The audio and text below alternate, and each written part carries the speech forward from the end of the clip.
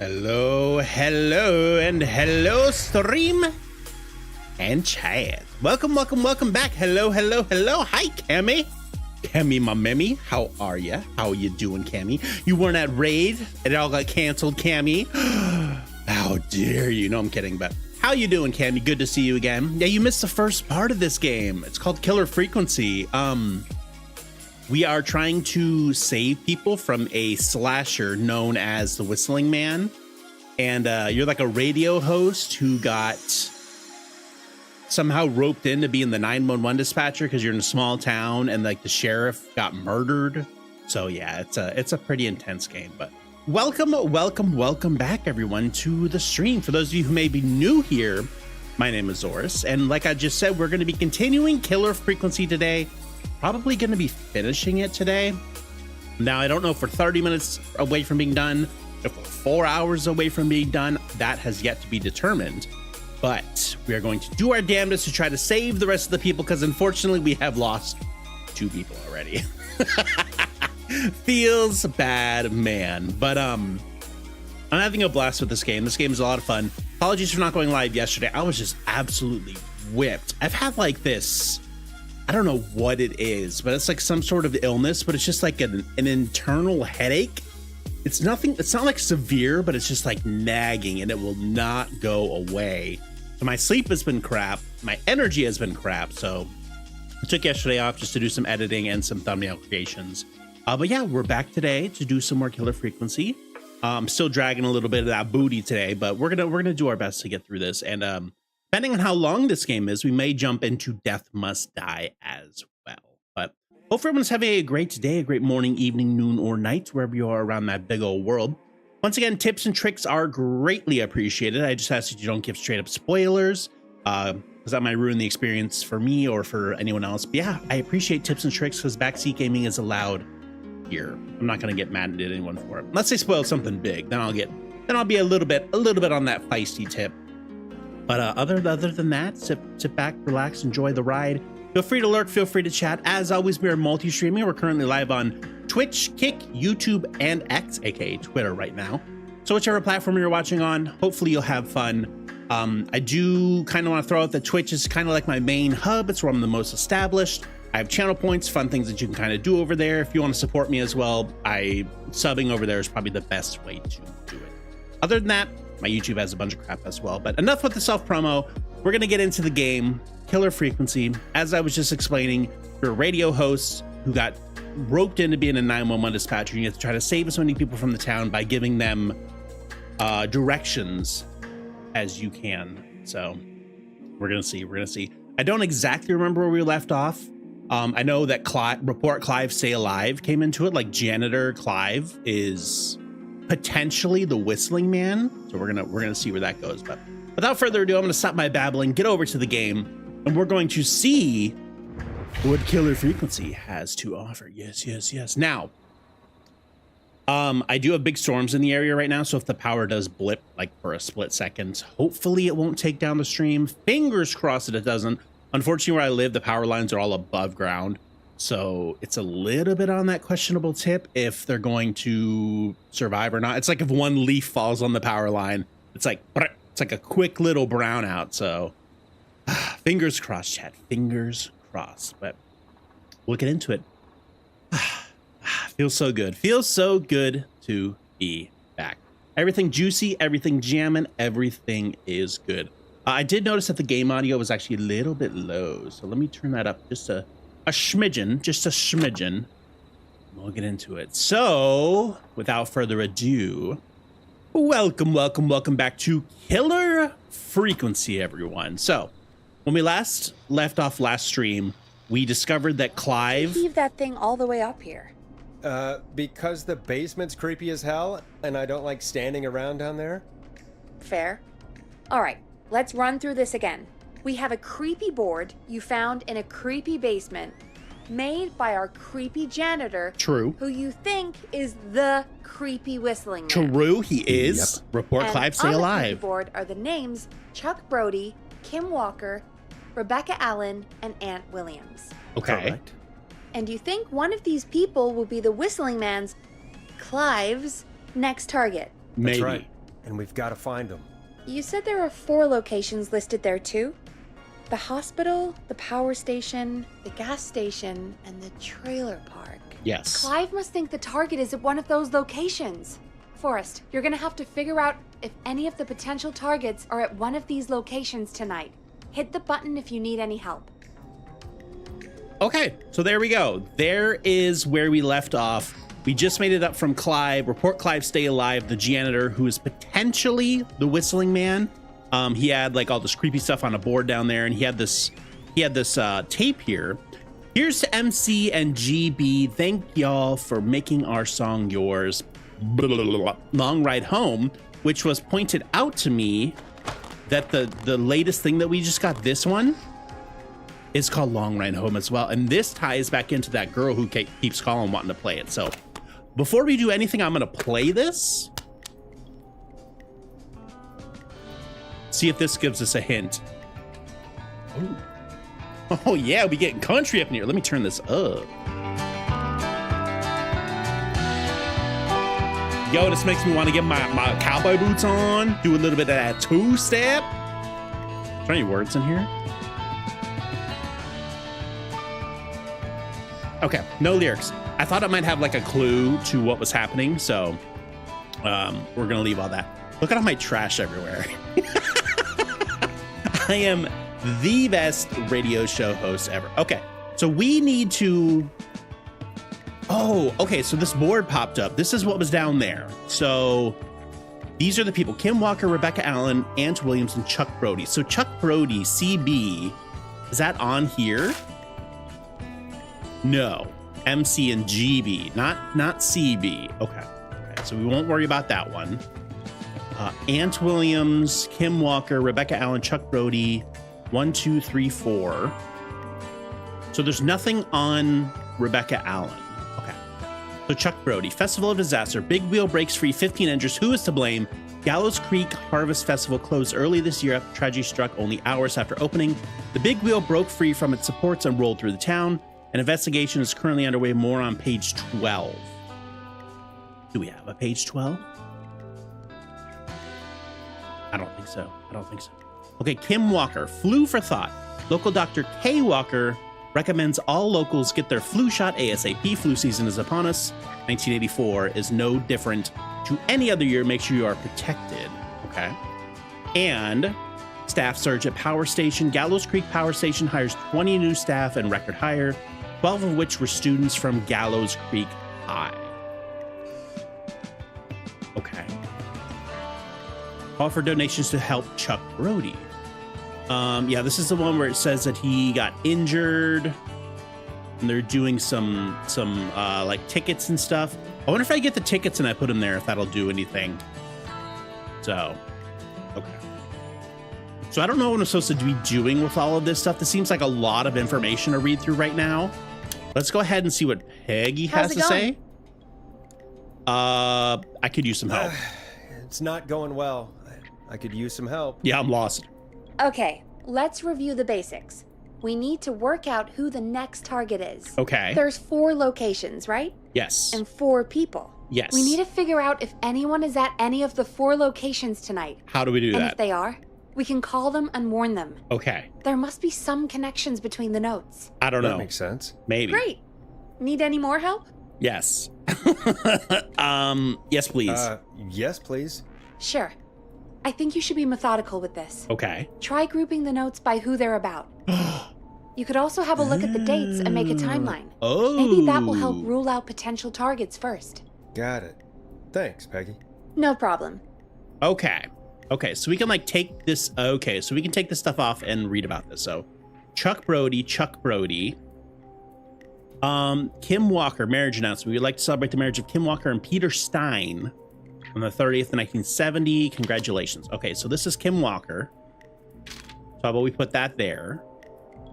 Crime syndicate impounded. So police have today finally put an end to the long-running car thieving crime syndicate. The arrests were made after a member gave up information on their co-conspirators to investigators.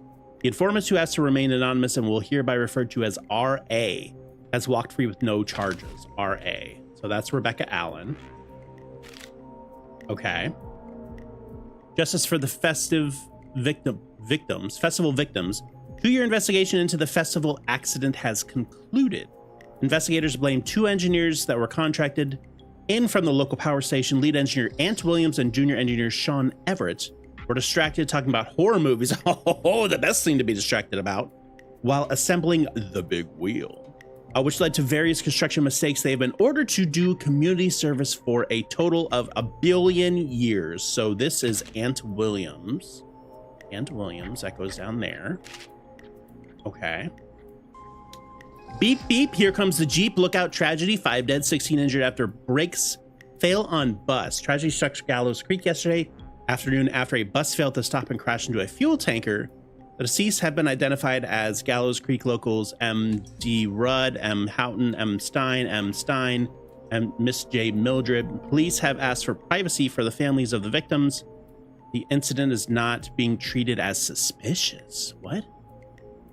So Rudd, Houghton, Stein, Mildred.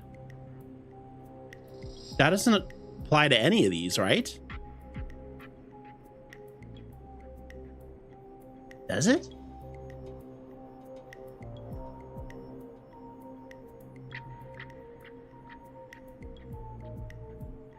I don't think so. Okay, we'll leave that one alone for now. Interesting. Gallows Creek game day. So this is probably Brody bruh. It's got to be Brody bruh. Trailers for sale cheap. Contact Tyler Wallace. I'm sick of being a local celebrity. People are so mean to me. I only stole a few cars. Who cares? Buy a new one. I'm selling my trailer and leaving town ASAP. I just want to get out of here. Please buy it. Ooh, McCready Street. Oh, I wonder if I look on here. So McCready was Old Man Jenkins and, oh God, I don't remember who that other person was. Okay. Okay, hold on.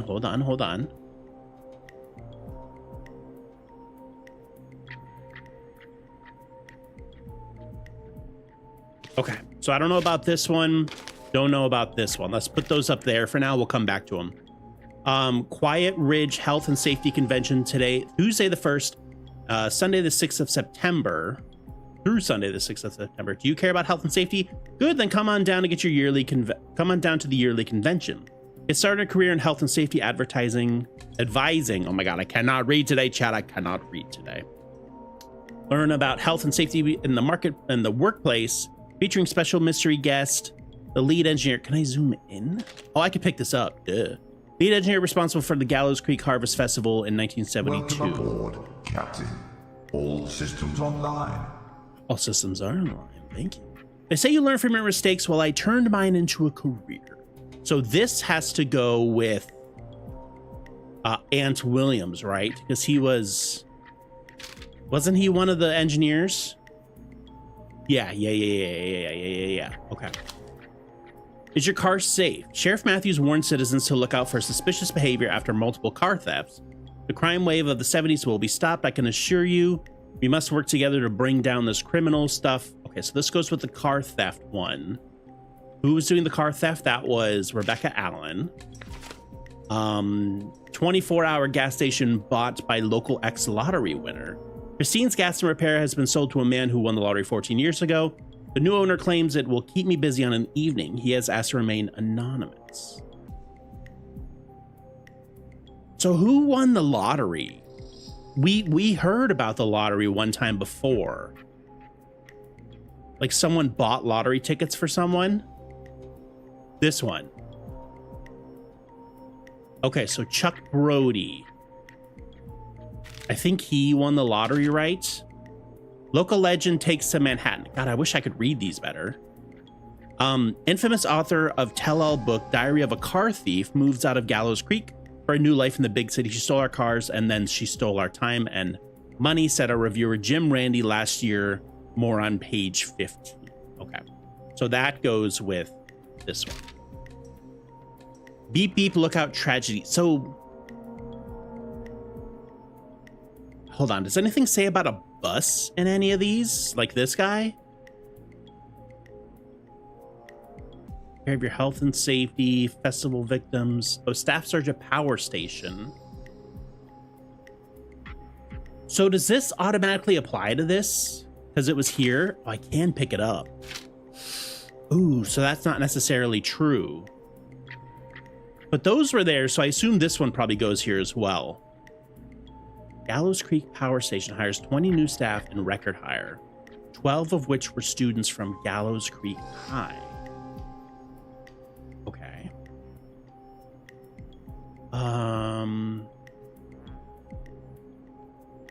Gallows Creek locals.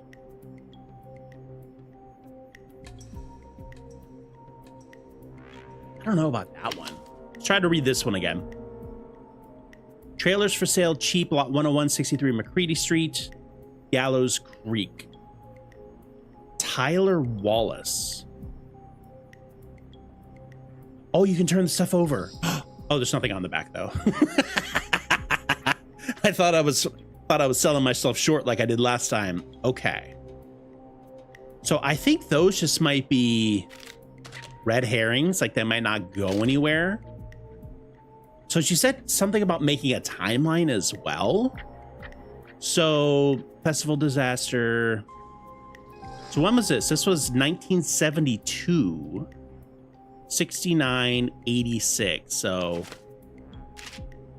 okay, so if we put this one first, then this one would be next. This one would be next. This one would be after that. Okay. Just put this up here so we don't get them confused with anything. Chat, this is making my brain work way too hard since I have a small little nagging headache, but we're going to try. We're going to do our damnedest. Okay. Then for this one, 1984 and 1970. So let's flip these around. And we're trying to look at like current day stuff. So I don't understand how looking at these is going to have an effect on that. But we'll see. This is 70, 77, and 87. So we need to flip these two. This is for Rebecca Allen. Okay. And this one's 69. This one probably... Oh, wait. When did the festival happen? Festival thing? 72. 69, 72, and 87. Okay. So I think we got all those taken care of.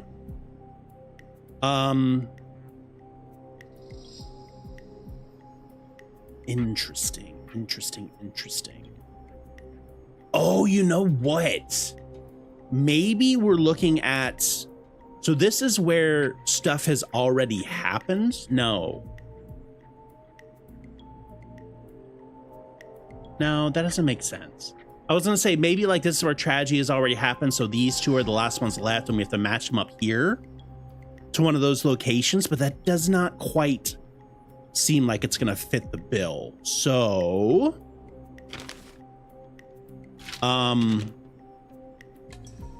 okay, there's nothing on the back of that. I was just curious, had to check. So this is Chuck Brody, which is this bro right here with that luscious locks. Oh, yes. Okay, so Gallows Creek game day. Okay. Then he got injured. The festival disaster. Then apparently suffered a career-ending injury to help him on his road to recover, buying his lottery tickets. So they bought him lottery tickets and he won. And then he bought the gas station in 86. Now, what's the current date? Does anyone know what the current date is? The current year? How would we figure that out?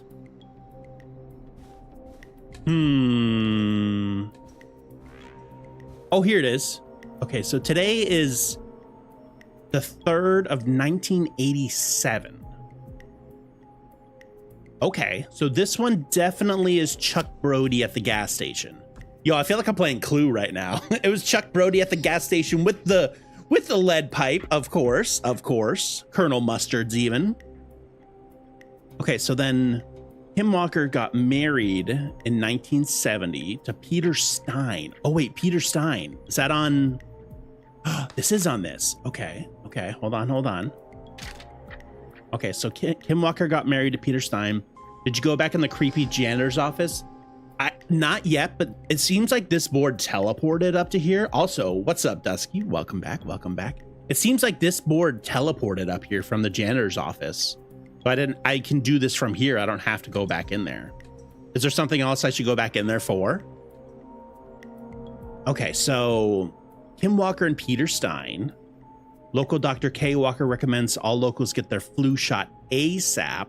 Oh wait, this was after.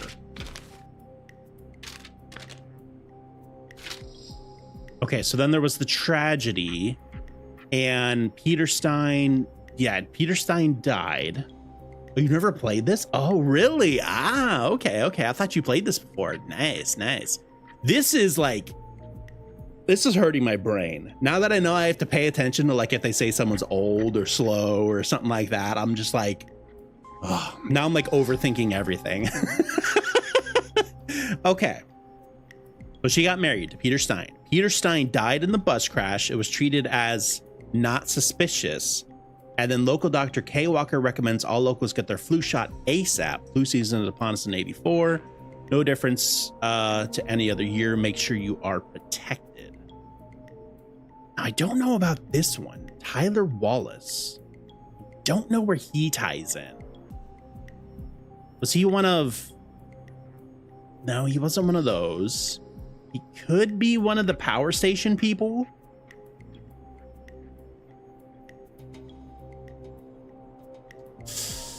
Oh, man. Oh, 101. Oh, that's it right there. Oh, okay, hold on. Okay. So then Rebecca Allen, she was the one who stole all the cars. So she started in the 70s. When was this? This was 86. So this one goes before here. Okay. Boom, boom. So she stole the cars starting in the 70s. Crime Syndicate impounded. Informant who has to remain anonymous and will hereafter be referred to as RA. Okay, so maybe she didn't steal them, but she reported them. Okay. Then this person put up a thing for trailers for sale cheap. And that was Tyler Wallace. And that was in 1986. And then 1987, local legend takes to Manhattan. Infamous author of tell-all book Diary of a Car Thief moves out of Gallows Creek for a new life in the big city. She stole our cars and then she stole our time and money, said our reviewer Jim Randy last year. It happens. It does happen.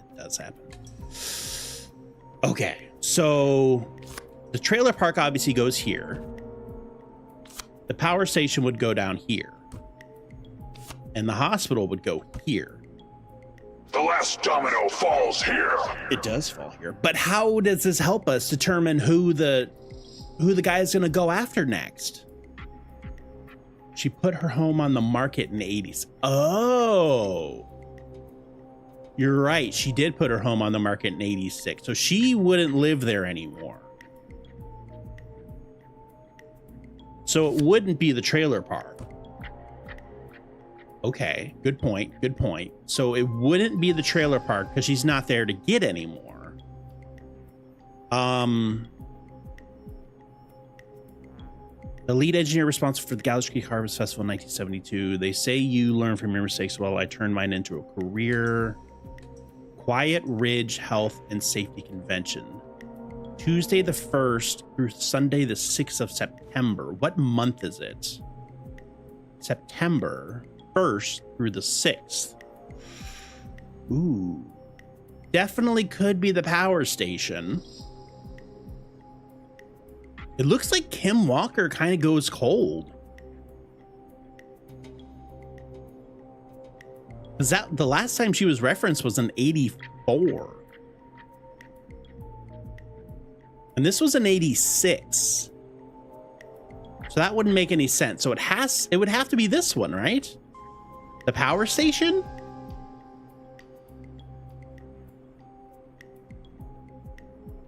And it would have to be Aunt Williams.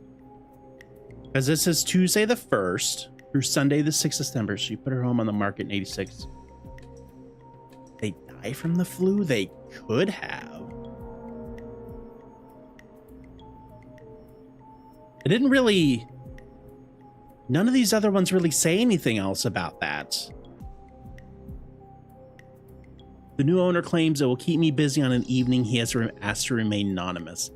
I mean, he bought the gas station in 86, so he still could be there. But today's the 3rd, the 1st through the 6th of September, which matches up with this, 1st through the 6th of September in 1987, which is the current year. Oh, wait, but this is...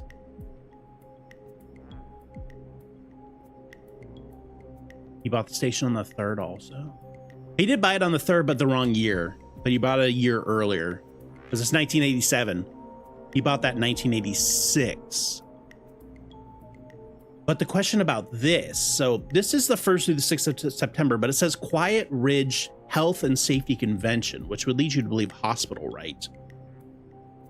But this is featuring special mystery guests, the lead engineer responsible for the Gallows Creek Harvest Festival disaster in 1972. Then come on down to the yearly convention.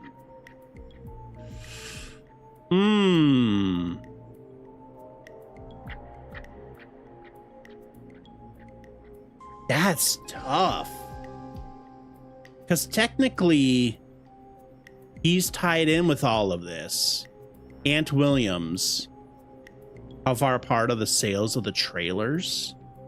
1986 to 1987 from March to February. So she's long gone. She's long gone. I don't think it'll be Rebecca Allen. I think she's gone. I think Trailer Park is out of the question for sure. And I would be willing to bet gas station is probably out of the question too.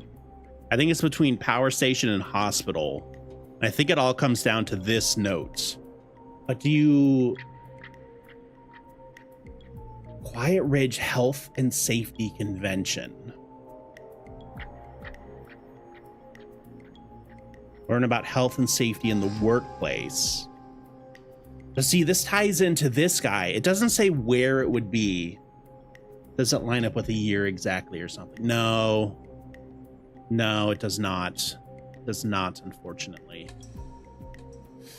Ooh. So the problem is it's just a convention. So it doesn't necessarily have to be held at the hospital. It could be held anywhere. So I'm thinking power station with Aunt Williams. God, I feel like I'm missing something so obvious. Let's go back down. Oh, I can't leave. Oh, that's so sad. Never mind. I was gonna go back down and see if there was any other clues down there.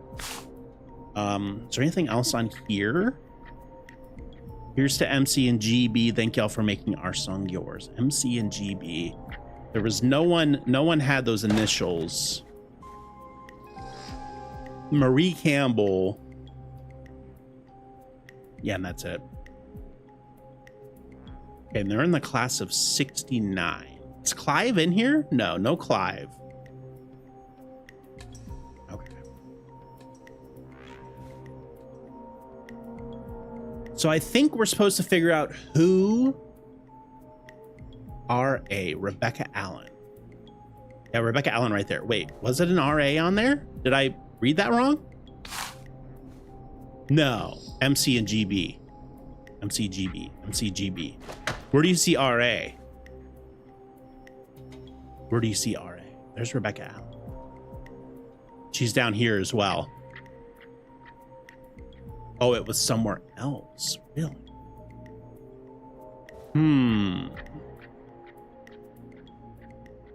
One of the newspapers. Really? No, not that.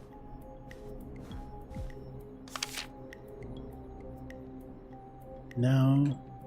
Oh, you mean one of these up here? Oh, okay, okay. Hold on, hold on.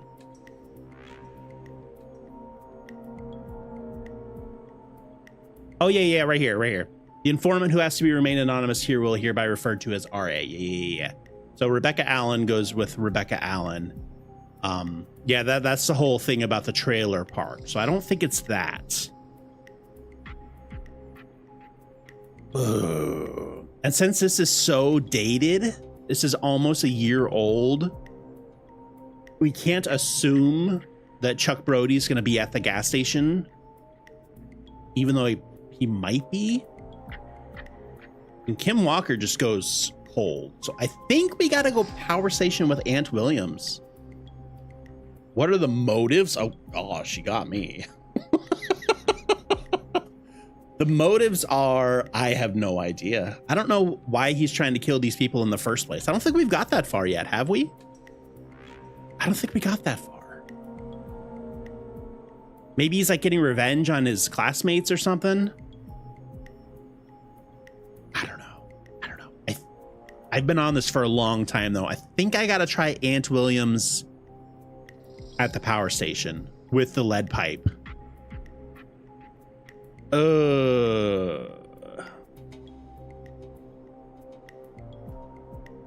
Yeah, so the whole thing is these are his next potential victims, apparently, and you're supposed to figure out based on these clues who his next target is and where they're going to be. So since that one piece is current date, current month, current year, and it all ties up with Aunt Williams. It doesn't specifically say Aunt Williams in here. It just says the lead engineer responsible for the Gallows Creek Harvest Festival disaster in 1972. And right here it says Aunt Williams was one of those. The only one we know for sure is the convention. Exactly. Okay. I think I'm going to try Aunt Williams at the power station. Ah, wish me luck, Chad. Wish me luck. All right. How's it going? Almost got it. I'm okay, thanks. I think I've almost got it. You got any more Good hints? luck. You're supposed to tell me, Peggy. How's it going? All right, let's give it a shot, chat. I'm ready, Peggy. Are you sure? We've only got one shot at this. No, but I've done all I can do. Jesus, take the wheel. I'm sure. Let's do this. Okay, name first. Who do you think the target is? Aunt Williams. Right? Let's double check. Aunt Williams at the power station. Aunt Williams. And where will I find them? The power station. Okay, chat. Okay, I'm dialing. One moment. Are we going to lose another one? I kind of feel like we're going to lose another one. Not going to lie. But I was on that for so long.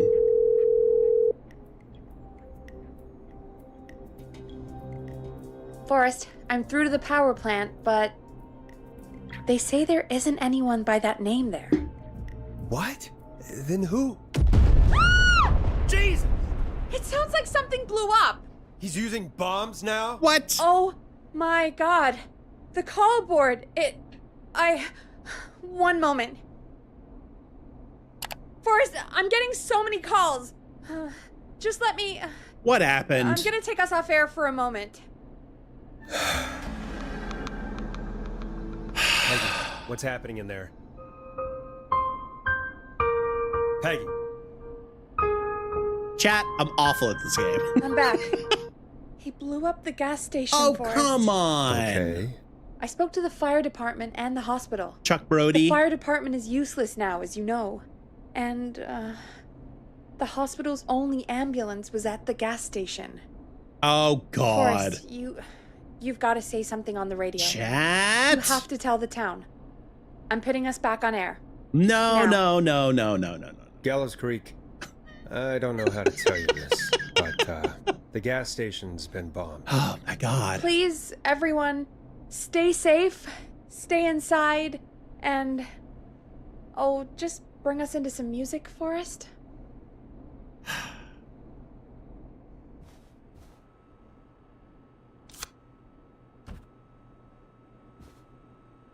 I don't understand how you make that connection. I don't understand. My brain is too smooth, chat. It's too smooth. So he was there. He was in the class. He was a football player. He got injured on the festival. He got hurt. They bought him lottery tickets. He bought the gas station. Keep me busy on an evening. I don't understand. That was a year ago. There's no guarantee that he would have been there, but there's a guarantee that Aunt Williams, whatever. I don't get it. Here's some music while we regroup Just here on KFAM 189.16. listen to your crap, people. The stream.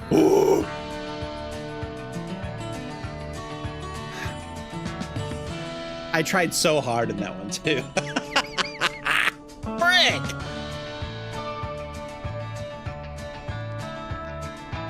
There's got to be more in the basement to show us who Clive is targeting. Yeah, and if I that's couldn't the get down case, there. We can get ahead of him.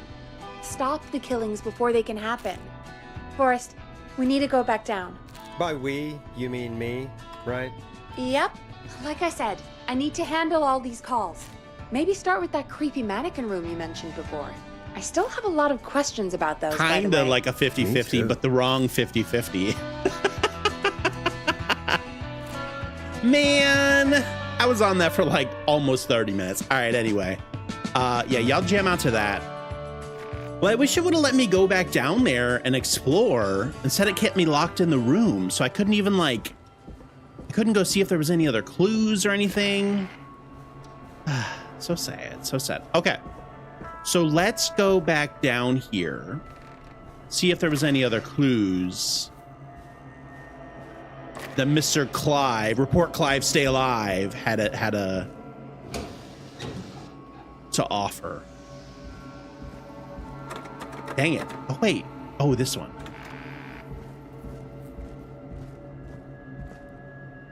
Oh, I wanted to knock him over. Ooh, I'm bringing this with me in case I catch on fire.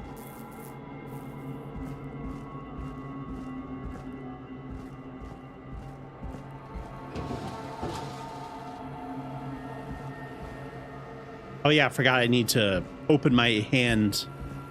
Okay, and that's where we dropped in. All right, let's go back in here. That's so cool. I love that. I can have 2 fire extinguishers? Oh man, I'd be the most safe boy ever. So what are you pointing at? So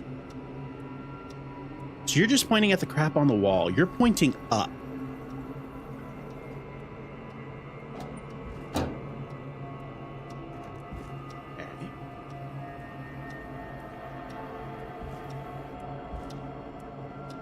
Oh, it's a screwdriver. I was like, what is that?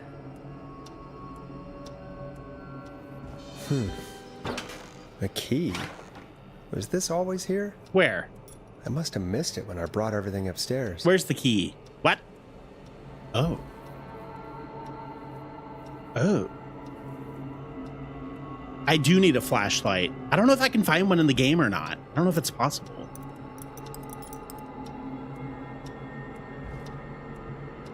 Okay. See, I don't think anything down here would have really helped. I'm trying to see if there was any sort of clues that I missed. Like, this one's pointing up. I don't get it.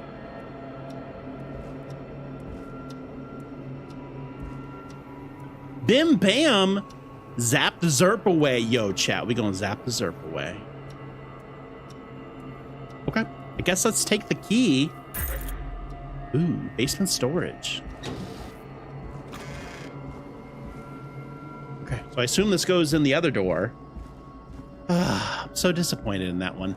I guess, so did Chuck Brody actually die, or did the gas station just explode? Ooh, why did the music stop? Peggy, give me some warning before yelling down the intercom. Holy moly. Buzz the intercom when you find something and want to discuss it. I know, who is closing the door? Some monster, probably Clive. Man, why can't I? But I want to see what's in there. There's something glowing over there. Is that a camera? I don't know what that is. Okay, we got another Peggy, tape. I've found a tape and a map down here. A map of what?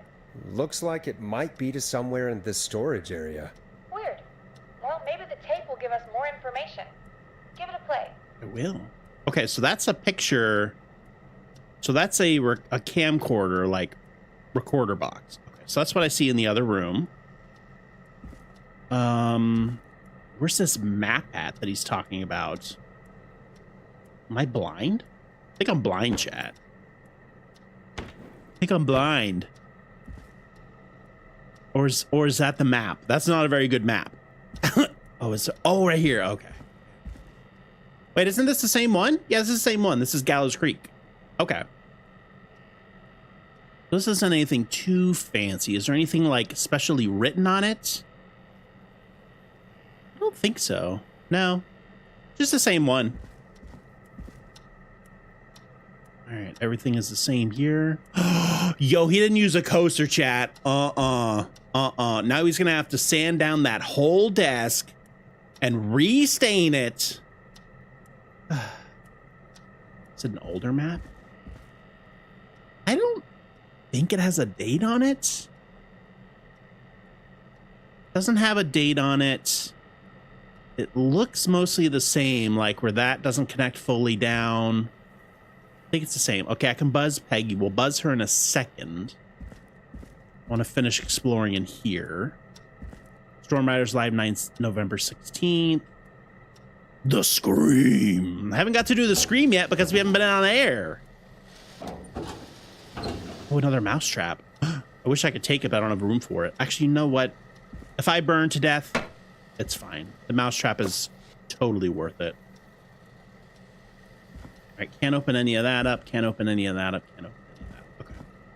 So let's take the tape. We'll go back and play it because I doubt. Oh, let's buzz Peggy first. Forrest, you should listen to that first tape you found. Okay. Okay, I guess we'll go listen to the tape. Probably not gonna let me in here, huh? Oh, can I play it here somewhere? Oh, look at that. Now, George Barrow, 1968. exactly. Frickin' It's all Peggy. began for me. Follow the maps. Find the tapes. I'll be waiting. Wait, George Barrow? We all heard that he drowned after a night out drinking. Was it actually Clive? Has Clive really been the whistling man for that long? He says I need to follow the maps and find the tapes. I guess that's what this map is about. I think we need to see what else is hidden down here. Be careful, Forrest. Keep Follow- looking. Buzz the intercom when you found something.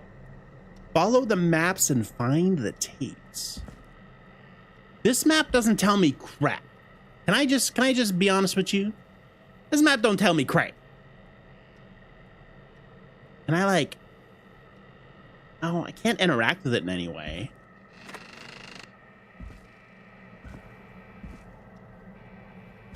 Yo, he gonna be down here 100%.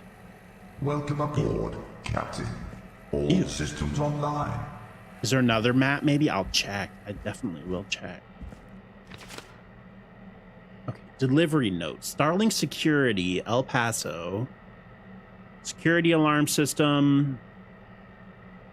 C. Atkins. Oh.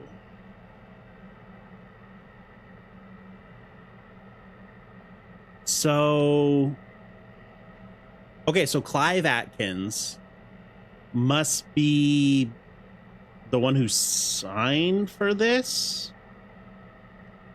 Jamie Macher. September 2nd, 1987, which happened yesterday. So it was delivered. Client opted for manual installation, unable to install, require new parts.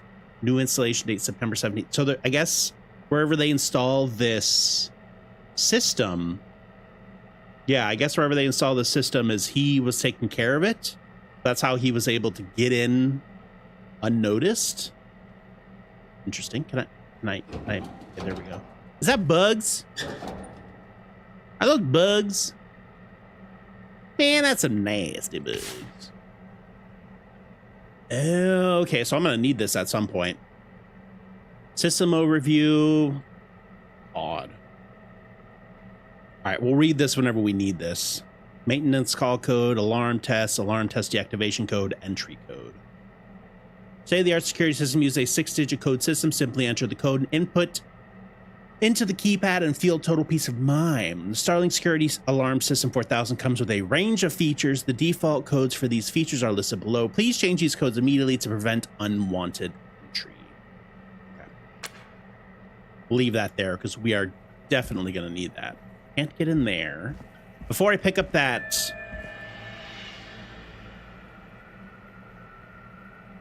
Nani? Before I pick up that tape, I want to look around a little bit. Oh, there's another one.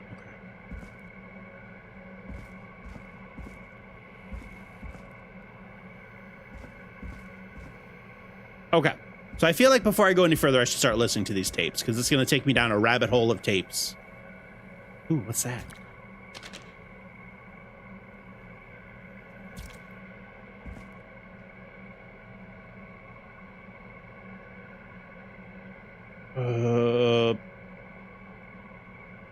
Papers and tapes on the carts? That what it's trying to tell me for the next one? Time of autopsy is 7 a.m. Cause of death is asphyxiation from drowning.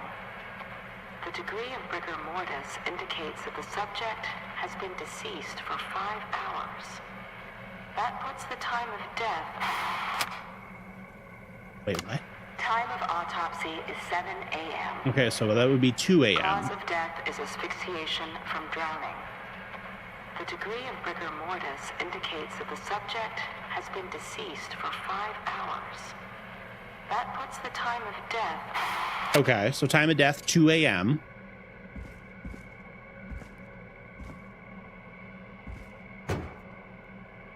Okay, read that in a second. Small lacerations to arms, legs, and face, typically obtained by running through foliage. Severe blistering to the feet, as though the deceased had been running without stopping. Okay, so he ran for a hot minute. Okay, so there's another tape on a thing somewhere. Oh, God, I don't know if I'm ever going to get that back. This looks useful. Okay. Police Department, Town of Gallows Creek. Investigating officer, supervising officer, prepared by Sheriff Matthews. 1968. So is this when the actual thing happened? Time and date reported, 4 a.m. Okay. From Sandra Sharp. Oh, Sandra Sharp actually died. No, did we save her? I think we saved Sandra. I don't remember. At 4 a.m., a call was received from a jogger, a Miss Sandra Sharp, reporting that a body had been found washed up in the reservoir. I drove out to investigate and was able to identify the body at the scene as that of George Barrow. I contacted the coroner's office and then the boy's parents. They informed me that they had not seen him since 7 p.m. on the 2nd. This was when the body was found. Okay. Cleared, otherwise not cleared, unfounded, cleared by arrest. So not cleared. And this was signed by J. Matthews. 9/3/1968. Okay, so I hadn't seen him for 7 p.m. the previous day. He died at 2 a.m. This is George Barrow. Died exactly 10 years ago. No. I think of the year as 87. If he died in 68, that's 19 years. So, no, 19. 19 years. Yeah. 19. Okay, so at 4 a.m. And they pulled him out at 7 a.m. Okay, so all that lines up. That does all make sense. And Sandra Sharp is the one who reported it. I'm trying to just remember all these clues, because I'm sure they're going to come back into play at some point. Ew. Are those bugs? Yeah. I can't tell if they're bugs or like shavings or glitches. I don't know. The world will never know. Okay, so there's another tape somewhere. Another tape somewhere around here, chat.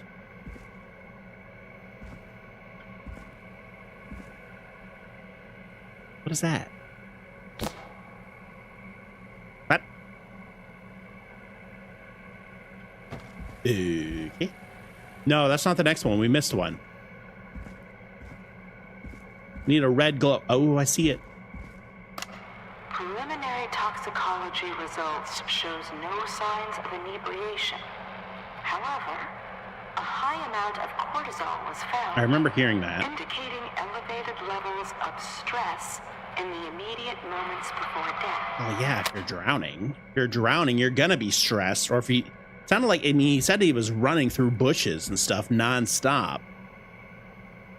Someone lied about him drinking. Did someone say he was drinking?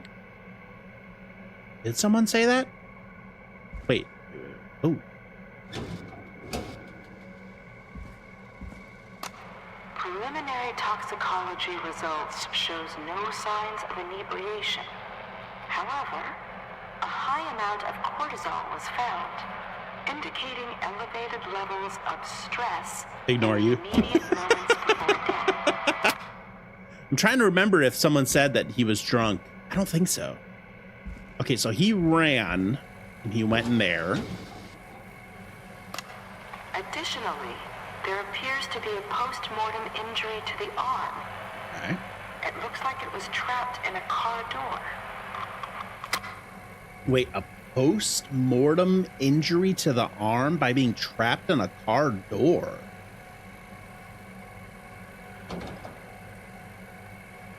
So that means that he was murdered, then put into a car and had his arm slammed in a door when they were trying to transport him? Yeah, it doesn't make much sense. Okay.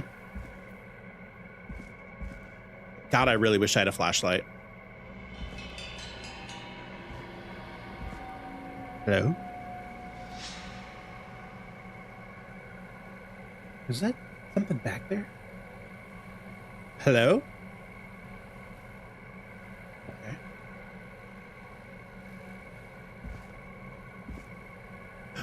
Mousetrap. Ooh, okay.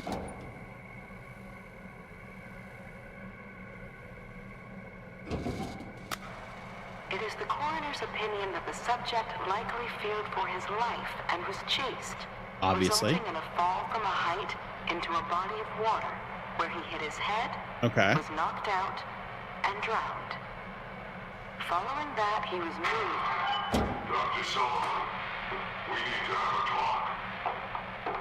Is that recorded? Shut it off.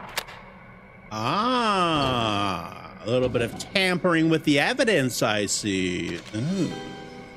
This has to be important. Sneak. I'm so sorry I made you do this, Virginia. Wait, Virginia was one of the callers earlier. Okay, so these are all the victims. So he's just trying to get revenge on everyone who tampered with this. It must be someone related to George Barrows. It has to be. So this is investigation by county medical examiner. It was like an autopsy report. Yeah. George Barrow, only 18. Wait, this says he was found dead at 2100 hours.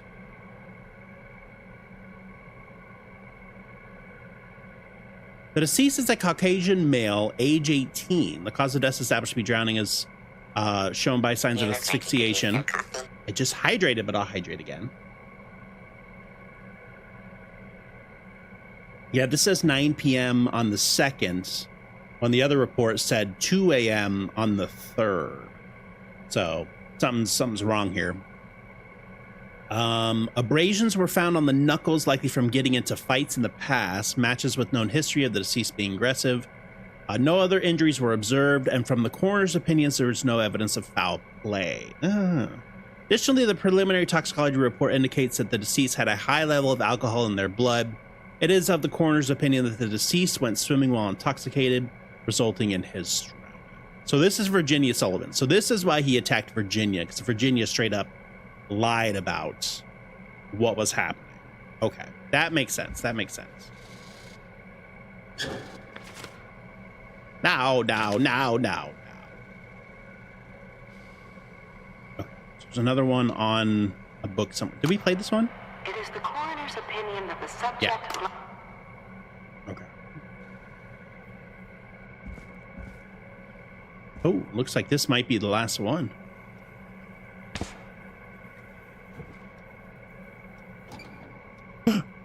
Who dat? Who creeping up behind me? If you're listening to this, then I'm probably dead. Oh, jeez. What the... I'm a man who likes to stay informed. I've got subscriptions to newspapers all over the country. A few weeks ago, I noticed headlines cropping up in those papers, Okay. one after the other. Each headline about a murder. Each murder, the death of someone I knew almost 20 years ago. And each one drawing closer to Gallows Creek. Oh. Closer to the anniversary. So he's not the murderer. He's trying to survive. None of us are innocent, but I don't think we deserve killing. All I hope now is that I can save some folk from the worst. There you I go. can.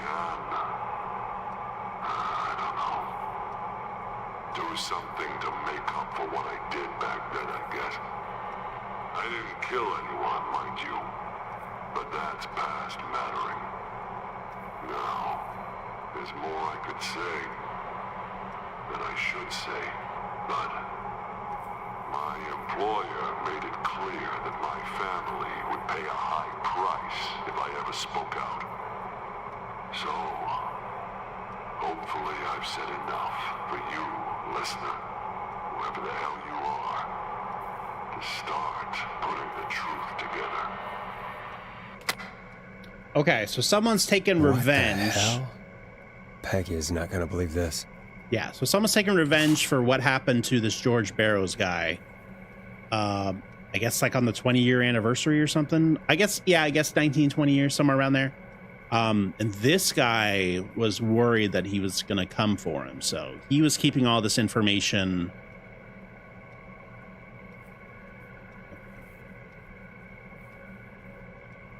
Humpty Dumpty. Interesting. So it's not report Clive stay alive, even though I love that saying. So, okay, well, let's go back and see what Peggy has to say. I have a feeling we're going to run into Whistling Man. This is like the place to. I don't want to. Yikes. Okay. Okay. Peggy. What have you found, Forrest? It's an autopsy tape. Doesn't say for who, but I think it must be for George. Poor George. He was so He young. was only 18. Something's bugging me, Peggy. What do you mean? I swear I recognize the voice of the woman talking on the tape. I just can't place it. Seriously? Do you think you've met her before? I don't know. I mean, I just got here recently. I don't know. She Found another called tape in, that bro. Talks more about how George died. What did it say? It sounds like he was running for his life. Sprinting through trees and bushes, getting cut up all over. What would drive someone to do that? I'm not sure yet. There's also a tape about a toxicology report. There were no signs of drinking or that he was on anything. What? But everyone said he went swimming drunk and drowned. It was in the newspaper and everything. I found a written autopsy report. What does it say? According to that, it's just like you said at the start. George drowned after getting drunk. Said he liked to fight, too. But that contradicts the tape. I know. And I think I know why. There's a note with the report that says, "I'm sorry I made you do this, Virginia." If it was on the autopsy report, then Virginia must be our coroner. True. Wait, the caller from earlier, when we had to call the takeout restaurants, wasn't her name Virginia? Yes. We need to call her back once we finish down here. It looks like she might know something about what's going on. I found a tape that introduces a new detail to the story. Post-mortem injury. Apparently, his arm got caught in a car door. A car door? Yeah, after he died. How do you suppose they can tell? How can they tell? I'm a radio producer, not a coroner. True. The written report I found doesn't mention it at all. How did his arm get trapped in a car door after he died? Unless he got it when the police collected his body, I guess someone else must have moved him after he was dead to where he was eventually found. But the report, what is going on here? I found a police report. Mentions a friend from earlier, Sandra Sharp. Sandra. The jazz runner? Jazz Right. hands. She found George's body washed up at the reservoir. The reservoir? Yeah? What's strange about that? George got cuts from running through foliage, right? But there's no forest around there. Also, how did it wash up at the reservoir? What do you mean? Reservoirs don't have tides. But that's what the police report said. It's True. not possible, though. I did a school project on reservoirs and got an A. But, yeah, not important right now. The important thing is that it doesn't make sense. Maybe What are the you suggesting cornfield. then? That the body was originally found somewhere other than what the report suggests? That the sheriff tried to cover it up, but accidentally let something slip? Something like that. I think. Well, Sheriff Matthews wrote the report. If he hadn't been eviscerated, we He did. could have asked He did him. die. True. But Sandra is still alive? Once we're done down here, we should give her a call. Yeah, In she. another tape, the coroner comes to the same conclusion as I did. George was running from something. Maybe an animal? Maybe, but then there's this next bit, where the coroner thinks he was moved post-death. So she agrees with us. At the end of the tape, someone burst in and demanded Virginia stop recording. I think it was Clive. This is starting to make sense now. This is a conspiracy to cover up what happened to George. Mm-hmm. I think I found Clive's last recording. I think Clive might be gone. Gone? I found a confession. Not for any killings, but for playing a part in covering up George's death. He left this behind in case he died. He hoped someone would find it. Do you think the Whistling Man already got him? All right, check the map in a Possibly. second for sure. We've had a lot of callers tonight, but maybe not every victim made it to the phone, you know? Clive must have been the person at the We beginning. don't know how many there really are. Christ, Boris, Oh. that's dark. I know, but Clive said he had read about other murders in other towns, and that the murders were all folks who knew about the incident. And the killings were getting closer to Gallows Creek. He said he wanted to do something good for once. The board in his office. He wasn't tracking people down to kill them. He was tracking them down to save them. My brain Why is didn't he just so come out big. with all of this? He said his employer threatened his family if he spoke out about any of it. His employer? The one who orchestrated the cover-up? Oh, Clive. I'm sorry for thinking you'd killed all those people. Do you think you found everything? I think so. Forrest, what's going on here? Someone wanted that boy's death to seem like an accident. And they hired Clive to make it look that way. Come back upstairs when you're ready. We need to figure out our next step. Okay, so no, I want to look at the map. Dang it. So GB George Barrows. Thank God you're back, I think that's Forrest. on that tape. I've been running out of stuff to pad our airtime with. Peggy, you work in radio. Forrest, I'm stressed. I mean, really.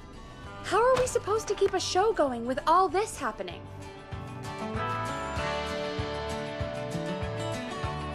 Hey, hold on. Okay, fine. It'll go there for now. Ugh. Okay, so this woman who wrote this song, she's the killer. 100%. Because she MC and GB, George Barrows, thank y'all for making our song yours. Well,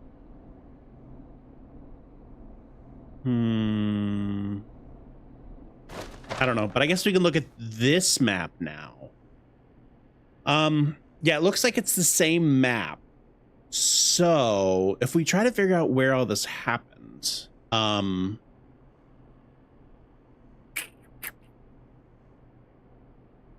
does it show the reservoir and stuff on here?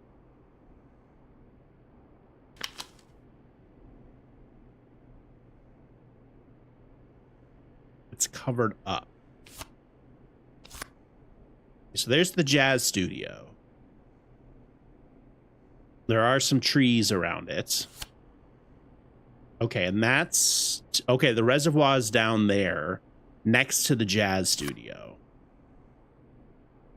Gallows Creek's train station runs down that way as well. Okay.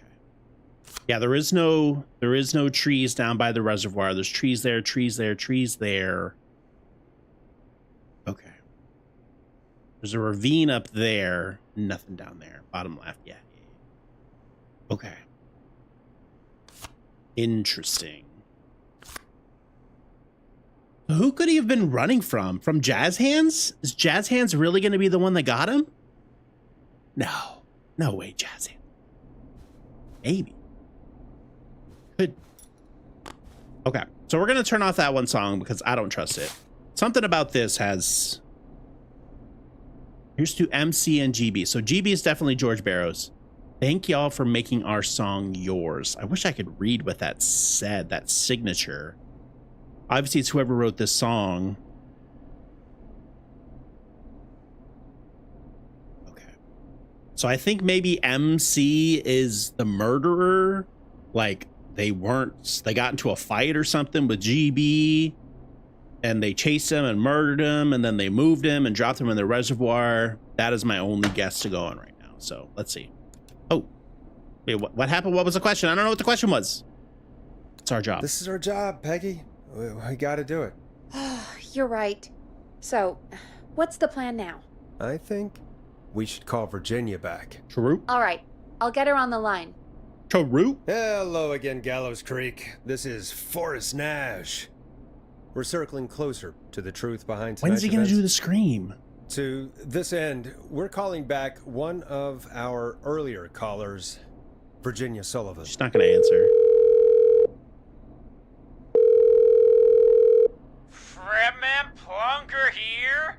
Oh, yeah, the frat This- boys. Is it you? Goose. No, it's Forrest. Plunker, hey, it's the Radio Man, Forrest Nash. The Radio Radio Man. Man? The Radio What's Man. up? Solving mysteries, saving lives. The huge. Right on. The huge. Plunker, what are you doing at Virginia's house? She asked if we could stay to keep an eye out for that whistling turd. So we're hanging out, bro. Well, that's big of you, Plunker. No, it's nothing. Oh, my God. Can I speak to Virginia? Sure thing, Radio Man. I'll just go get her. Who is this? Hey, Virginia, it's Forrest. I'm glad you're still okay. Oh, Forrest. Sorry, I'm still jumpy. Okay. Do I just go straight forward or do I ease her into it?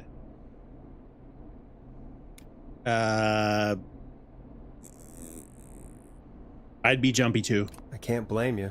I'd be jumpy too. I'm so sorry this happened to you, Virginia. I thought I was. I thought... Easy. We're not calling to talk about earlier. We're calling because we think you can help us understand why this is happening tonight. Me? What would I know? Ooh. She might get defensive if I just throw out Clive straight out.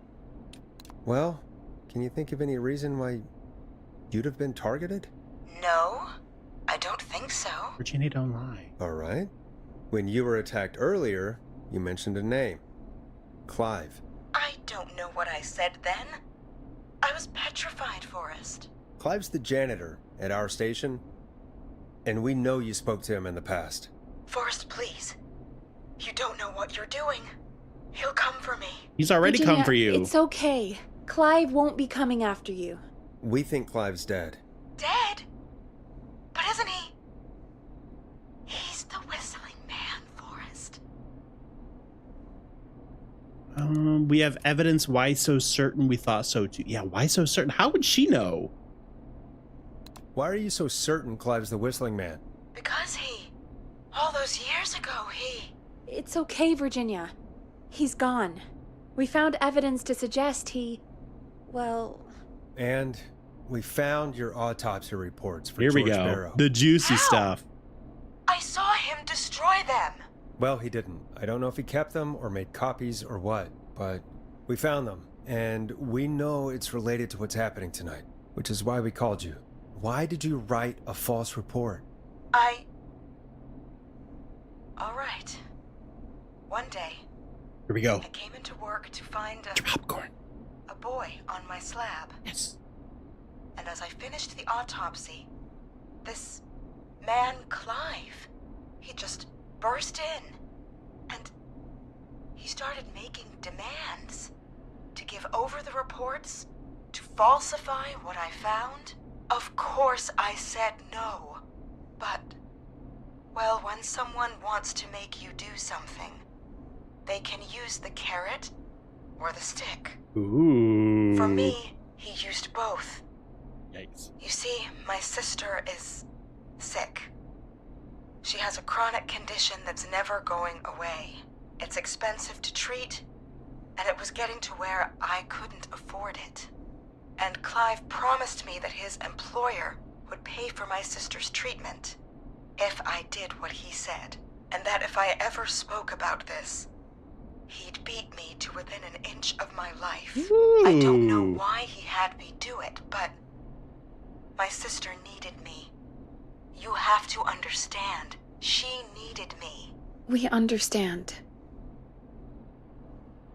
Ooh, speak for yourself, Peggy. It's okay. I mean, desperate situation, tough call.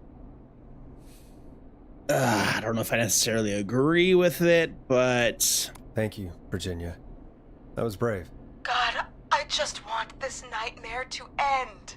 This will help end it, Virginia. Thank you. Stay safe, Virginia. I mean, that wasn't a whole lot of information. Am I supposed to put a song on? Virginia is tied up in all of this. Clive threatened her to keep quiet about George's death. But for who? Why cover up these details? Well, we know Sandra was involved in George's death. Do you want to call her? Yes. I do. All right, but before we go asking questions, I think we should know what we want to ask. Is that fair? Yeah. True. We need to ask her about finding the body. She was the one who discovered it, but something just doesn't add up. 100%. She knows more than she's saying. I wonder what she's hiding. We'll hopefully find out soon. Anyway, just be careful when you're talking to her. Don't push too hard. We don't want her to hang up. Uh-oh. I'll be careful. Uh-oh, All chat. right, calling her now. Hopefully she's at her jazz studio. Jazz Studio. All right. Aha! Forrest, you're through. Hello, this is Sandra at Jazz Pizzazz Jazz Studio. Jazz Who's this? Pizzazz. Hello Heck again, yeah, dude. Sandra! It's Forrest Nash of 189.116 The Scream. Scream. And you're live on air. Oh, I always thought folks called into a radio show, not the other way around. How jazzy. What can I do for you? Well, we're trying to understand what's behind the attacks tonight. We had a few questions. Why, Forrest, of course. Heck, after the way you saved my life, I'd say yes to just about anything you asked. Okay. Ugh, we're not going to say that. She'll be like, what? That sounds nice. Why were you targeted? Do you know why the Whistling Man might have targeted you? Online. As far as I could tell, he was just a knife-wielding psycho with superhuman cardio. He'd have chased after anybody. Right. Well, We think he might be chasing specific people. People who know about the death of a boy named George. Oh, I don't know anything about that. Sorry. Are you keeping secrets? You found the body, don't play games. Are you keeping secrets? Have you had to keep quiet about anything? Any secrets you've had to keep? What would I have to keep quiet about? I don't know. I mean, could be that you've seen something or heard something. I never saw anything. If I Sandra. did, what would that matter? Can I call you Sandra? And it was years ago. Sandra, are you okay? It was years ago. We know, Sandra. You do? You know about? Yes. Of course. This studio is my life. After I found the body in the river, I couldn't lose my studio. Do you understand? Okay, so she found it in a river, not the reservoir. Sure. I understand. When the rent just kept going up, he said he'd stop if I just needed to keep quiet. And everything would be okay. Who was he? Sandra? Who was he? He said if I told everyone I found the kid in the reservoir instead of the river, he... Don't hang up. Don't hang up. I'm sorry. I can't do this. No, don't hang up. Ah, chat, she hung And up. she's gone. I don't think that could have gone any better. You truly did great, Forrest. Well, folks, did if it. anyone out there has any thoughts on what's going on tonight, please call in. That's good timing. We've got a call waiting just this second. Uh-oh. Do I have to save someone now? Clive paid her off. It definitely sounds like it. Definitely sounds like it. Okay, so where's this river at? Okay, so the river's over here. We have a call waiting. Over at Whistling Point, next to the sheriff's office. I assume that's a river, right? Or is there another river that I'm missing?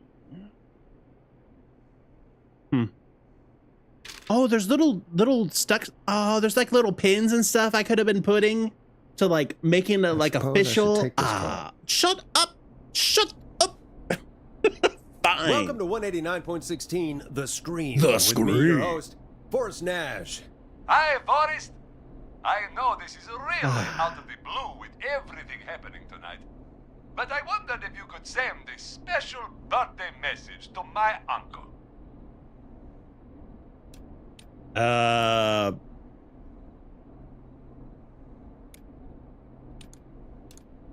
Sure. Maybe it'll be like code for something. You know what? I'd welcome a change of pace. I'd be glad to. Thank you, Forrest. He's my Uncle Ronnie. His first name's Peter, but he never liked his name. But since he always had salt and pepper hair, even as a kid, can you believe it? He does sound like Dracula. Folks always called him Pepper. Thanks for the history lesson. Is there anything besides happy birthday you would like to say to Mr. Pepper? Oh my God damn it! Yes! Tell Yes! us we can get the best birthday deals and party packages here at Pondy's Pizza. Yes! Starting at You Bundy's son of a bitch, Pizza. Stop calling us. Sorry, Forrest. Let's just move on. We've already got another caller on the line. I love Ponty's Pizza, man. I want some real Ponty's Pizza.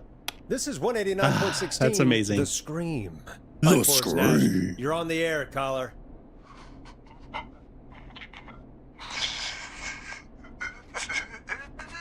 Caller.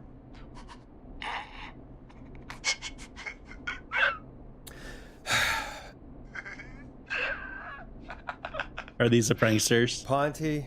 Ponty's Pizza always delivers. Come rain or sleet or whistling man, we'll be there. Ponty's Pizza. Oh, I love it. Forrest? Holy Forrest? moly. Are you okay? I love Ponty so much. Forrest? I hope the whistling man gets him with his own pizza slicer.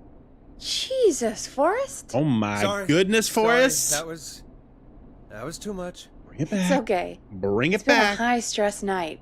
Don't Ponty worry is about him amazing. anymore, okay? Stop it. Not for tonight, anyway. I think he's spent for now.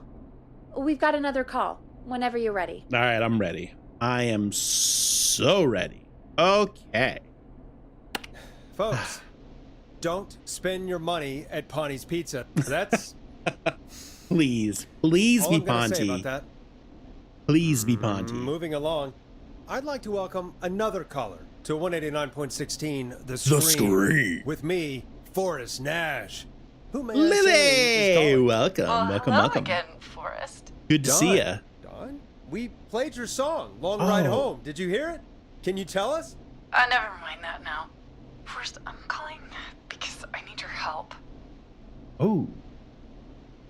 Okay, so this is Dawn. That's her name. So this doesn't... Okay, so she must have been the one who wrote this. The barn finds on the ride home. So it's not Dawn. That's not the one that was like dating George Barrows. Okay. Are you in danger? Are you in danger? I sure am. Do you mean Yes, he's after me now. Snap. you? I think so. He must have heard me on the radio helping you. Helping? Yeah, you didn't help me. What? All you want to do is play the song. Helping? You didn't exactly help. Maybe I've been helping more than you know. I was out following a lead, trying to work out who would be next, after Chuck. And what happened? And I started to feel like I was being followed. So I came back to my apartment building, but this newfangled security system has me locked out. I need you to help me get inside. Okay. Can you ask a neighbor? Can a neighbor let you in? I only moved in last week. I don't know anybody yet. There's not even a buzzer here, only the keypad for the entry code. Gotcha. I need that code to get inside. Well, let me go Which down in the apartment block basement. do you live in? Maybe one of our listeners lives there too. It's the new Woodside apartment building between the town hall and the trailer park. But I doubt any of your listeners live there. I don't have many neighbors. Sounds What's like a happening in the prime piece background? of real estate. Right? Sound really carries at night. Shit. Not a dog person, a neighbor's dog, noisy part of town. Right. I know. Living next to train tracks is actually bananas. I had an apartment next to him once. Woo! The middle of the night, they were so loud. Ooh. I'm guessing you're not a dog person. No, I'm not. It's my neighbor's dog. Boy, I wish he'd muscle that thing in. Oh. And now he's blasting David Scopo out of his window. Oh, yes. Can't get any. He's coming down the street. I don't think he's seen me yet. Force, please. Look at the map. Okay. I need the code for that security system, or I'm gonna die.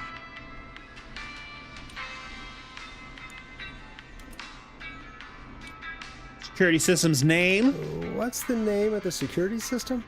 There's a sticker on the box. It says Starling Security That's the one. 4000. There's a keypad, and it looks like it wants a 6-digit number.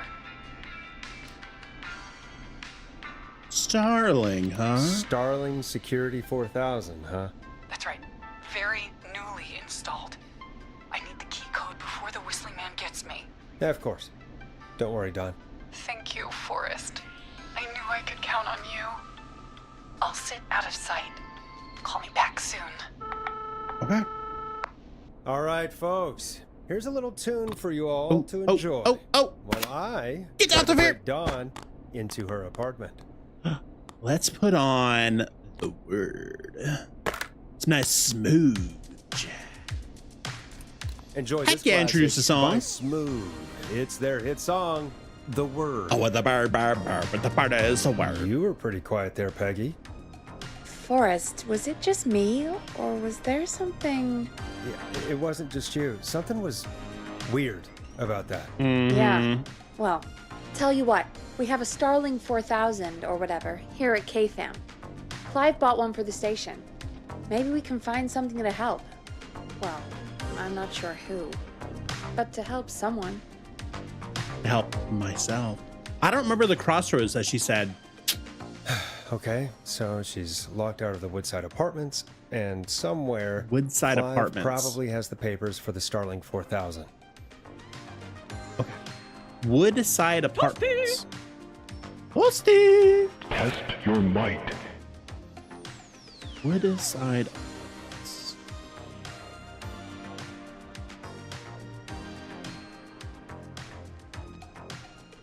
Is that something about like town or something? Town Road? Is it Thornside Road, maybe?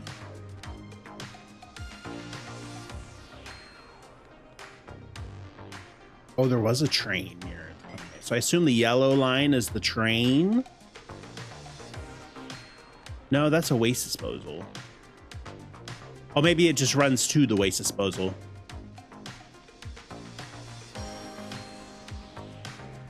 Oh, maybe that one. Clark Road. So might be like these right here.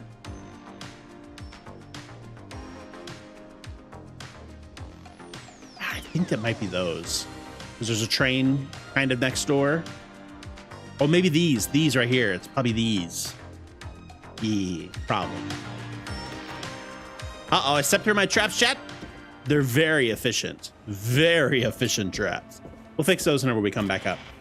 Let's go get Trailer Park and Woodside Apartments. Really? Okay, we'll look at that whenever we get back up. Couldn't remember what she said. I thought she said like Trailer Road or something. Okay. Where were those codes at? In here, right? Yeah. Order delivery form. Starling must have left this by accident. The system's not even installed at Woodside. Oh. Interesting. Oh, it was delivered. Oh, so she's not trying to get into Woodside. She's trying to get into somewhere else. Interesting. Starling 4000. User manual. Ah, these codes should come in handy. So do we want to help her? Sounds like she's trying to bust into somewhere else. I don't know how I feel about this, Chan. I don't know how I feel about this. Let's go back up and look on the map, see where we can find.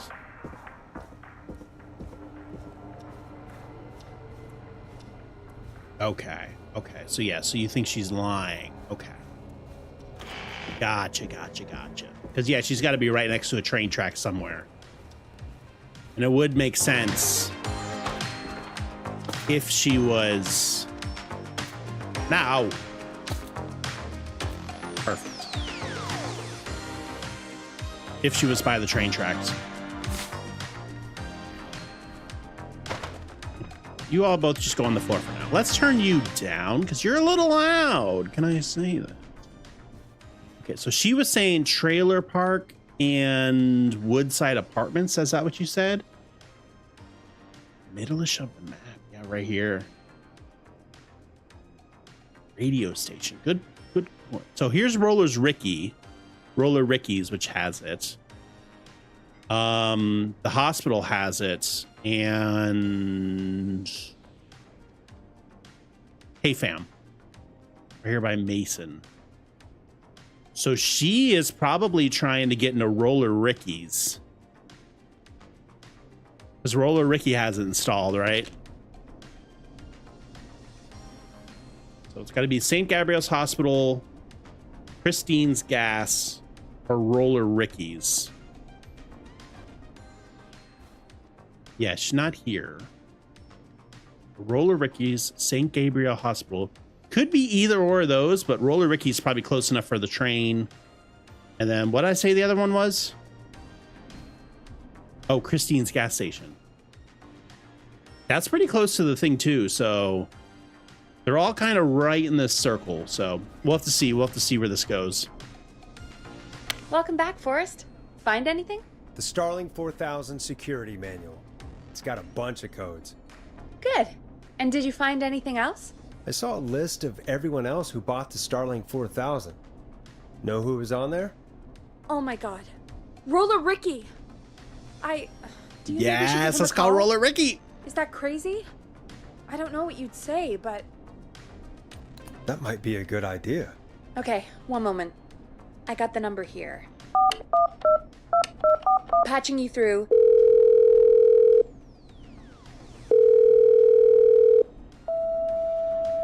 Shit. He probably can't hear it over the music. Forrest, I don't know about this. This is super weird. Just put me through to Don. I'll take care of this one way or another. Oh, Okay, if you say so. the music. Blaring you're the ready, music out the shut the music windows. Definitely Roller Ricky. For sure, for sure. Not letting her in 9-1, there. Whenever you're ready. Not letting her in Don, there. are you there? This is Forrest Nash from 189.16. The Scream. Oh, thank God you're back. I'm so afraid. What's the code to the gate? Did he have a dog? He might have. I don't remember that. What code should I give to Dawn? Give entry code, give alarm test activation code. Give maintenance code, give alarm deactivation code.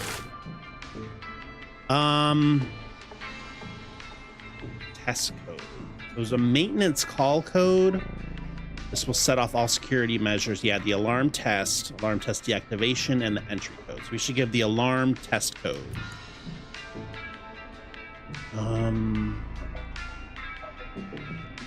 Not entry code, not alarm deactivation, not maintenance code.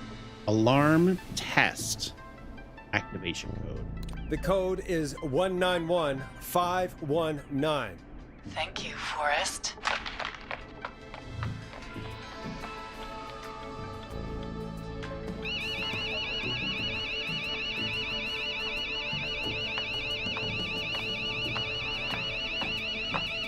Son of a bitch. Ah!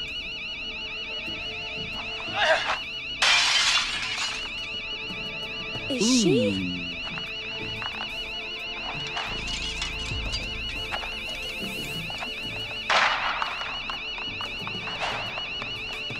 Yeah, stay out! Yo! Okay, Don't he make shot me at her. respect the sanctity of the rink. Yeah! Don't This is ever my come rink. back here again. This is my rink. I'm calling the cops. Thank God. Hello? Is someone there? Ricky, get back inside and turn on the radio. Whoever that was, she was trying to break into the ring. She? Forrest, man, you got no idea. That was him. That was the whistling man. The alarm gave me just enough time to get my rifle. What? I don't like hurting folk, but I can't let anything happen to Maxie. He's my best friend, you know? Maxie is Listen, a dog. man, I'm You're right. heading You're back right. inside. Gonna barricade that window. My man, thank you. You and Peggy can skate for free whenever you want, forever. That's a done deal. Hey! Thanks, Ricky. Can't wait. You got Free it. skates. Talk to you soon. Okay, Gallows Creek. Here's We're the making music some back. while we process what just happened. I mean, we're doing okay, but we've lost quite a few people too. Here, listen to more of the word. The bird, So, bird, bird. the whistling man is a woman? Ooh. I know I can't believe it. I had my suspicions. Yeah, I worked it out a while ago. I mean, I didn't really work it out a while ago, but I mean, there's no real leads. It says her name is Dawn. There's no real leads. She called in twice, but wasn't like super sus. She just wanted a song played.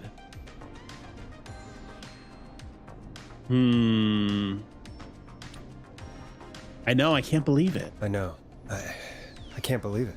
She called up. You spoke just to her thought she was, like, multiple times. A weirdo. Yeah, she seemed pretty normal. No, I knew she wasn't right. Yeah, I thought she was just regular Gallows Creek Strange. Exactly. I thought she was just regular Gallows Creek Strange. Really, Forrest? True. Why do you think she requested that song? The threats of hers? Yeah. To get me outside. Could be. To mess with us. Maybe she actually wanted it. Probably not. What's the song called again? Long Ride Home or something?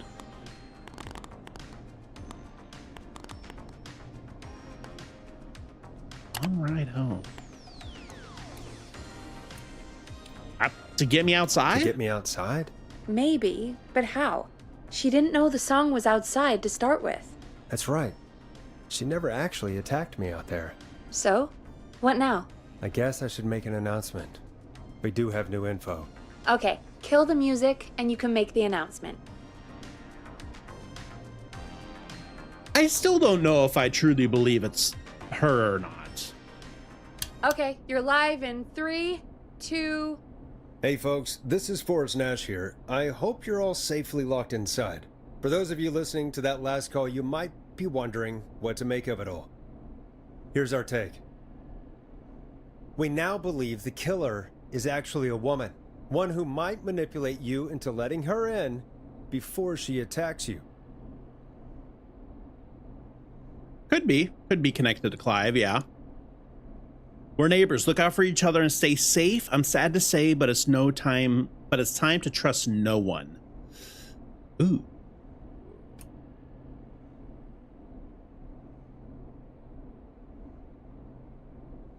Oh man, that's a tough one. Both of them have their pros and cons. Yeah, I think you got to go with that safety in numbers. We're neighbors. Look out for each other and stay safe. The killer was calling themselves Dawn. Could be a fake name. Don't trust anyone called Dawn. I mean, obviously it could be a fake name. This could be a fake name. If anyone needs help or you have info on the killer, please call in. You folks have my new number, right? It's 911. Hopefully, our next caller can help shed some light on our killer. Hey, we had a call come in. Okay, folks, time to take a call. Yes. The frat boys did save Victoria. Yes. Yes, they did. Okay, so Marie Campbell is MC. Hey, Big Shot, hit the button and take the call. Hold on. So MC and GB. So it could be Marie Campbell and George Barrows. So maybe it's Marie Campbell who is posing as Dawn. Could be. You mean Violet? No, I think it was Victoria, wasn't it? I thought it was Victoria. This is Forrest Nash, and you're listening. Please help me. My name is Casey Moore. I'm at 25 Nancy Drive. My best friend's been stabbed. He's bleeding everywhere. I don't know what to do. Please help me. Whoa. Why is she like all breaking in and out? Wherever she was, 25 Nancy Drive? Nancy Drive. Okay, so she's in here somewhere. Breathe. Is he still breathing? What happened? Obviously, he was stabbed. You got to try to take care of the victim. Well, this is why I wouldn't make a good operator. Well, obviously, I'm not trained. But would you, in this case, make sure... I guess you got to make sure the other person gets to safety before you start treating the other person. Near where Dawn was last seen. Oh, true. True. Down here, and Dawn was trying to break into Roller Ricky's. Okay, I can see that. Nancy Drive, yeah, right there. Okay.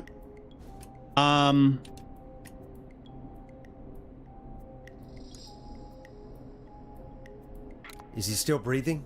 Yeah, but he's bleeding out fast. I really need help. Everyone Please. calm was the first step. I should have probably done We that. went out at the reservoir.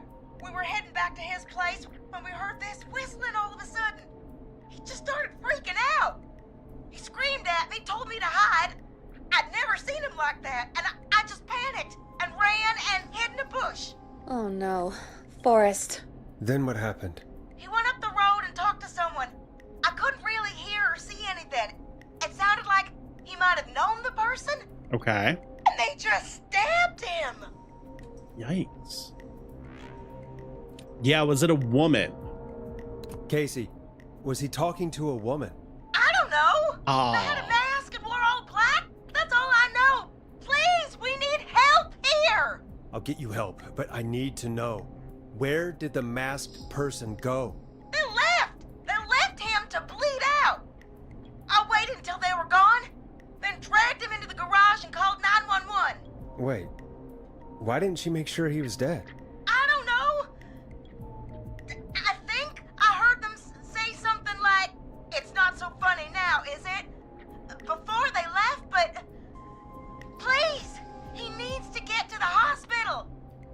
I can't drive, so we need an ambulance. Forrest, the ambulance was destroyed in the explosion at the gas station. You should get all the info you can.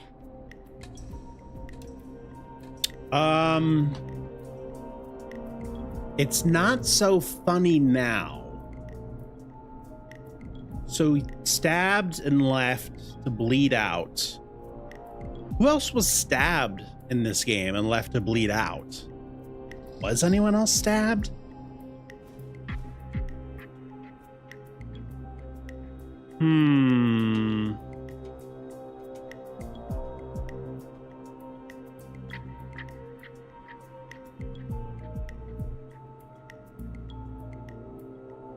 I don't think so. Okay. So we need to get information on this guy. What is your friend's name? Where is he hurt? Yeah, what's your friend's name? What's your friend's name, Casey? It's Jason. Jason Parker. Can you tell us where Jason was stabbed? They stabbed him in the stomach, and then stabbed him again in his leg when he was on the ground, and it's... Oh, the knife is still there in his leg! We'll be right back. Peggy, patch us through to the hospital. On it. Phoning St. Gabriel's now. Switch to line 2. Okay. Hello, St. Gabriel's Hospital. How can I help you? Hi, this is Forrest Nash from 189.16. The Screen. Having a stab victim Oh, at come on. 25 Nancy Drive named Jason Parker. He's been stabbed in the stomach and the leg. He's bleeding heavily. Oh, God, I'm sorry. But the ambulance is... well, you know. Well, then I take know, a car. but please, we need something, or I he's mean, going these to people die. don't have cars. Forrest, Listen, you're going to have to get him here. I can't drive over there and We need get to him. see him, and we can't get there ourselves right now. We don't have any way to drive him right now. And even if we did, he's bleeding out fast. All right, listen. We need to buy him time to get here. That means stopping the blood first, and then finding someone to stabilize him. To stabilize him, you really need someone with first aid training. Do either of you have any? No. Me neither. Damn it. I'm really sorry about this, but I have other patients who can't wait. Oh, come All I on. can do is talk you through the procedure as quick as I can, and then leave the rest to you. You think you can handle that? Probably not. We don't have much of a Don't really have choice. much choice. Hit me. Okay, from the top. If he's bleeding out, then you need to get him comfortable and try to stem the bleeding. Okay. Lay him down. Apply continuous pressure directly to the affected areas. Okay. When the bleeding slows, get a clean cloth of some kind and hold it over the wounds. Okay. Get them comfortable. Apply pressure. Clean cloths Peggy, write a when little bit slow. quicker. Come on, poke. Got it. I think. Oh, so He pokey. was stabbed, right? If the object he was stabbed with is still You in leave him, it in. don't take it out. I know that. It's stopping the worst of the bleeding right now. If anything, you should secure it so it stays where it is. I wouldn't have thought of that. What? It makes Everyone sense, should know though. that. Come on. God, that was a lot of info. But I think we can handle this. Glad you've got it so far, because there's more to go. Oh, God. We're going to lose another one, chat. I'm ready. I'm ready to lose another one. All I'm right. still with you, Doc. What else do we need to know? If he's lost a lot of blood, he may enter shock. Okay. If he does, act fast. If you applied a cloth and it's bleeding through, don't remove it. Just apply another on top of it. Okay. If it's safe, elevate his legs to get blood circulating to his vital organs. Okay. Try to keep him warm. Get him to rest and reassure him. We need the patient to stay calm. True. All right. Don't replace bandages. Elevate his legs. keep him warm and calm. This is a lot. I'm really sorry. That's as much as I can give you right now. Try to stop the bleeding, find someone to get him stabilized, and get him here as quick as you can. Good luck. All right, Forrest. Casey's still on line 1. Okay. I mean, I actually knew the majority of that, so that's not too terrible. I'm sure they're going to throw some curveballs in there, though. I'm trying to think if anyone has like any sort of first aid background in this game. Hello? Hello? Forrest, are you there? That's ringing a bell. Welcome aboard, Captain. All systems online. How's Jason? I'm here. How is Jason doing? Badly. He's still bleeding. Well, duh. I need help. I've been putting pressure on his stomach wound since you left, but he's still bleeding. I don't know what to do. That's good, Casey. The nurse said to do that. What about the knife in his leg? It's gotta be hell. Should I pull it out? No. Don't touch the knife. No, don't touch the knife. The bleeding will get worse if you pull it out. Are you sure? I'm sorry. I'm gonna stop making suggestions. No, don't worry, Casey. We're a team here. We're all going to get Jason through this. Casey, is his leg wound bleeding right now? I hate looking at that knife. Yeah. It's bleeding. His stomach is worse, though. Okay.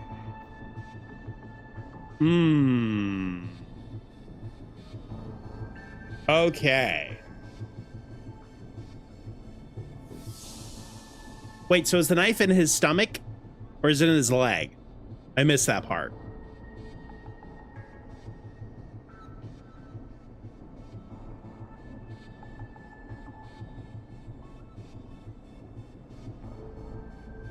It's in his leg. But she said his stomach is bleeding more. Welcome back, Avi. How you doing? How you doing? So if the knife's in his leg, but she said his stomach is bleeding more, then you wouldn't want to waste the time securing the knife in his leg because you need to start putting pressure on the stomach. He's going to bleed out from his stomach. And she said secure the knife if you can. Oh God. See, I knew they were going to throw some curveball bullcrap like this in here. Yeah,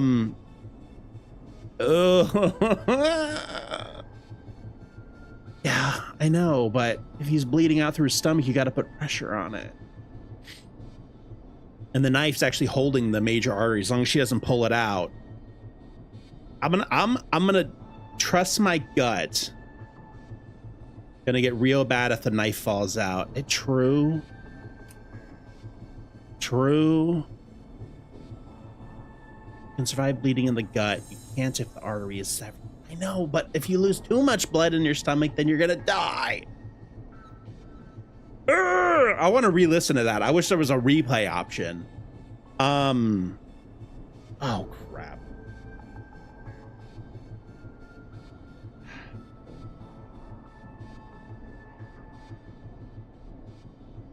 All right, we're gonna secure the knife.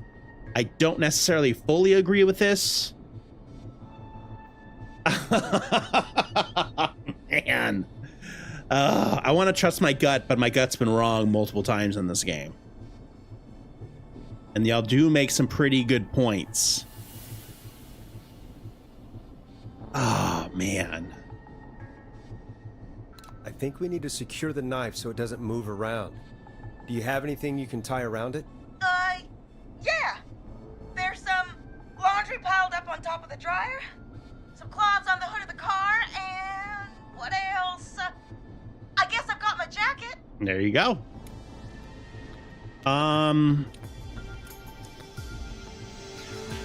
Not the cleaning rags. Use the laundry.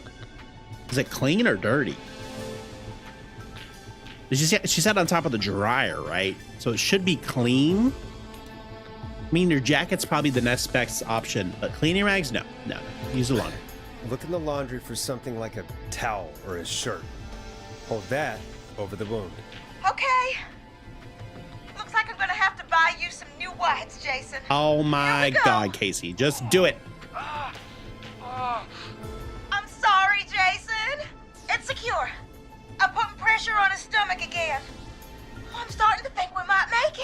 Forrest, can I have a word? Now? Now isn't the best time, Peggy. Can it wait? Forrest, it's kind of important. Oh my God, what? Give me a second. Casey, I'm going to have a quick word with Peggy. Keep putting that pressure on and let us know when the bleeding is under control. It's like someone outside the front You're door. doing great. But what if something happens? We'll still be here. Just shout if you need anything, and we'll be there. I promise. Okay. I'll wait. Jason, please be okay. Hello, Peggy. What's up, Peggy? We can't stay on the line with her all night. Dawn is still out there. What if other people need us? You're right. She's probably on her way to her next target right now. Exactly. And you heard the nurse. We need someone there with training who can stabilize him. He's got to get to the hospital somehow. She'll have to drive him. Any suggestions? Could somebody nearby help? Any suggestion? Any suggestions, Peggy? I might. A little before you started working here, KFAM did a mandatory first aid training course. Ooh. Me and Karen missed it because we were away on a producer getaway. Of course, You skipped Peggy. it, You're didn't you? worthless. Never mind. So, how does KFAM's first aid course help us? Casey said they're at 25 Nancy Drive, right? Yeah? Yes. Why?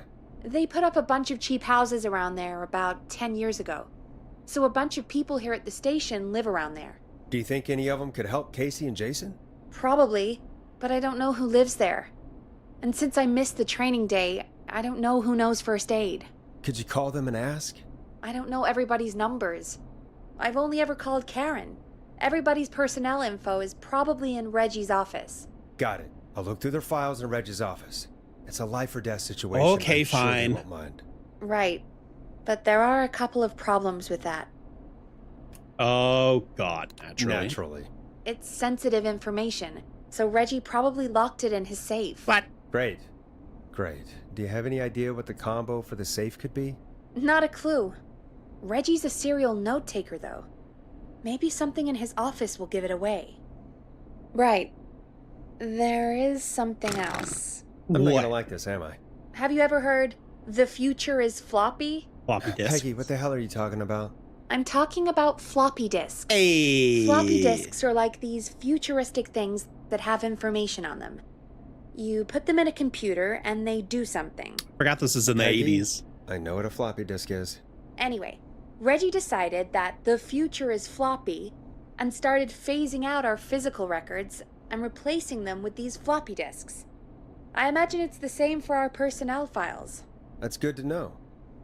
Since we haven't heard anything from Casey, I'm guessing Jason's okay for now.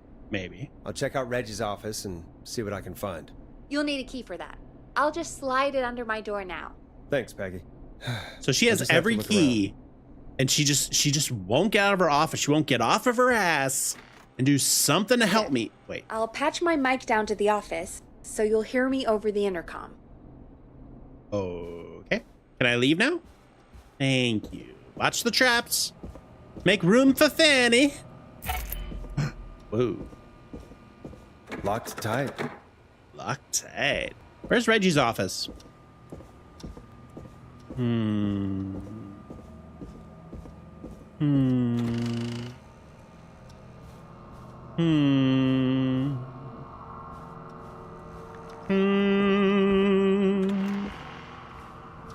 Must be downstairs somewhere.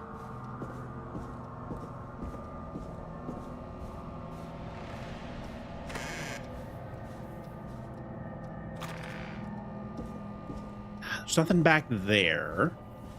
Exit door is locked. Oh, this must be his office right here. Ah, fancy pants. Okay, so Nancy Drive right here. This is where they are. Okay, keep that in mind, Check. Keep that in mind. This certificate is to certify that Reginald Scott has successfully completed the standard course of first aid to the injured. St. Gabriel's Hospital, Gallows Creek, 1987. Okay, so maybe we could just straight up call Reggie. Maybe he lives over there. Maybe. I love these posters. I actually low-key kind of want one for my room. Ooh. Ooh, aliens, chat. Let's go.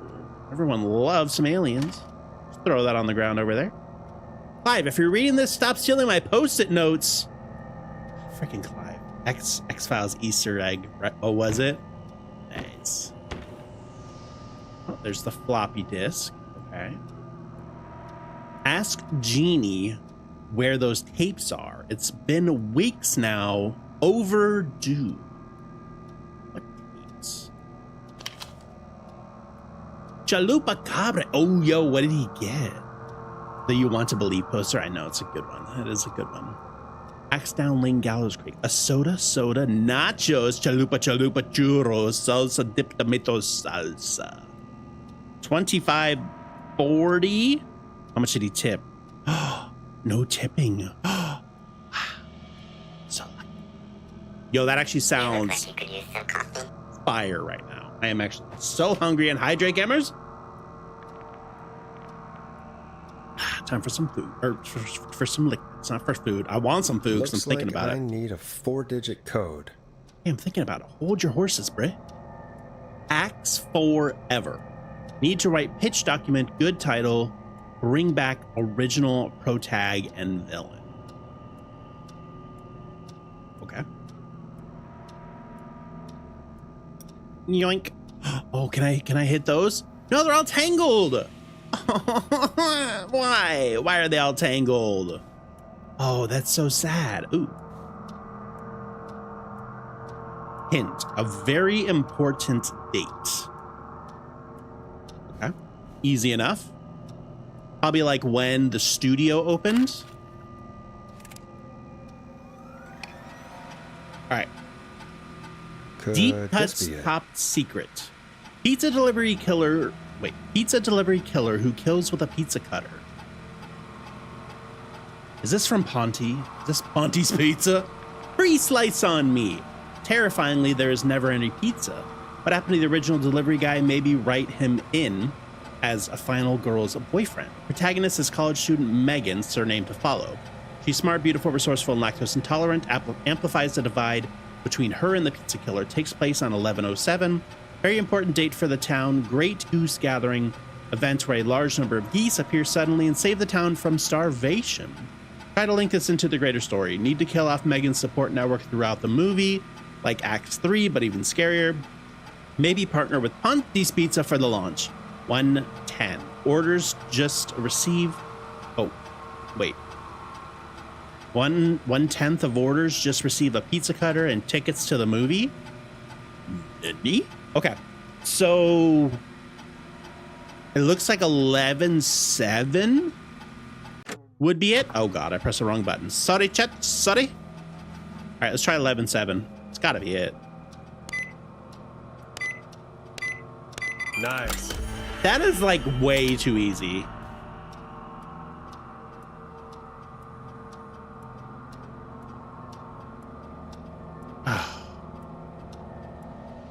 Yes, there are some other discs. There's a lot of discs. Oh my god, that's so many discs actually. Personal file on. Ooh, this is on me. Ho ho ho. Let's read it. It's spicy. How do I get it out?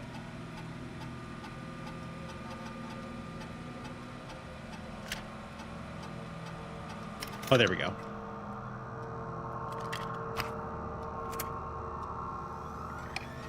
Get a load of this, Peggy. Apparently, I'm a lone wolf type. Ooh. What are you doing? We don't have time for this. We have a man literally dying on the line, and you're more interested in you. You're right. I'm sorry. I need to focus on possible candidates. I can read the rest of this later. True, true, true. Force Snatch show host. Can't believe we actually got the Force Snatch here in Gallows Creek. His motivation may be low. His demands are a bit beyond our means, and he's currently blacklisted from any reputable station.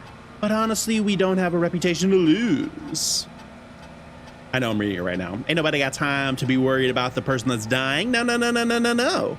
I paired Forrest and Peggy for the show. They seem to have developed a relationship of sorts pretty quickly, which is good because we were sure don't have the show budget to pair him with Karen. God damn it, Karen. Of course. Of course, Karen. So what's this one? John Hedges. Okay, so we're trying to see if anyone lives at on Nancy.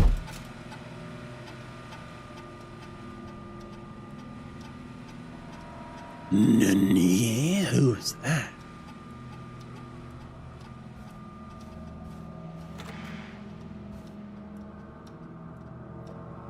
Goodbye. Okay, Nancy Drive. So this one's pretty close to Nancy. Refused to engage with the first aid trainer during the course. He was a war medic, but it was station policy to send everyone regardless.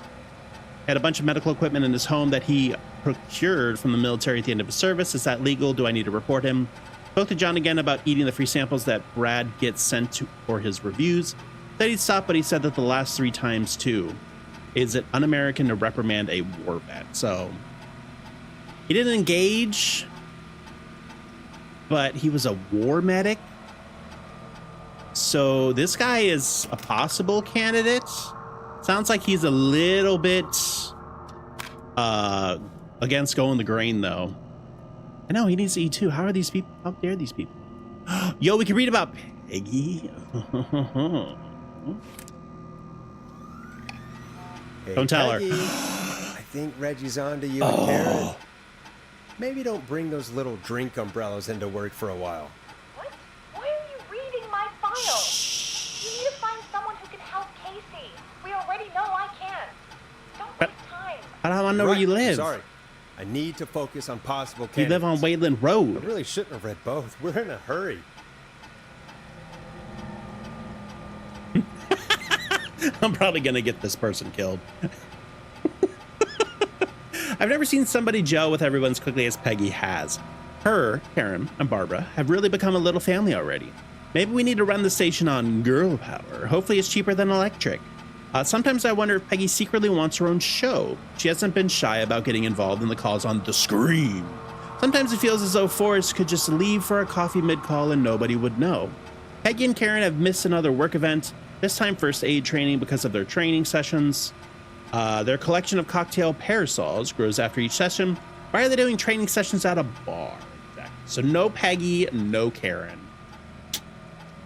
Peggy and Karen, they all go in the no-no pile. Go in the no-no. Oh, this is Karen. Read up on Karen. Karen does live closer than the other guy. Karen's at 22. Karen, but she doesn't know the first aid, so it doesn't matter.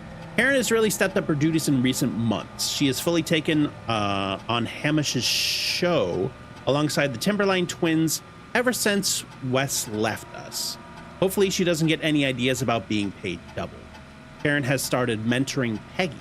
I think this will be really good for Peggy there, even doing team building training getaways to improve efficiency. Update, I'm starting to suspect that these producer training getaways are being strategically timed. They've now both missed Secret Santa first aid training and the Teddy Gallows Junior Station visit. Well, I'd want to miss the Teddy Gallows visit as well. Not going to blame.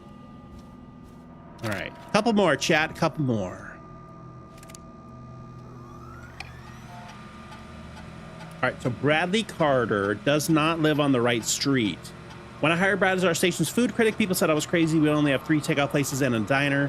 What's the point? To them, I say you can't be afraid to explore the darkest reaches of the unknown, or Henderson. Bradley and Barbara seem to be spending an awful lot of time together. I didn't realize she was so interested in Brad's work. Maybe I should join one of their after-work meetings sometimes. I've always wanted to learn more about food.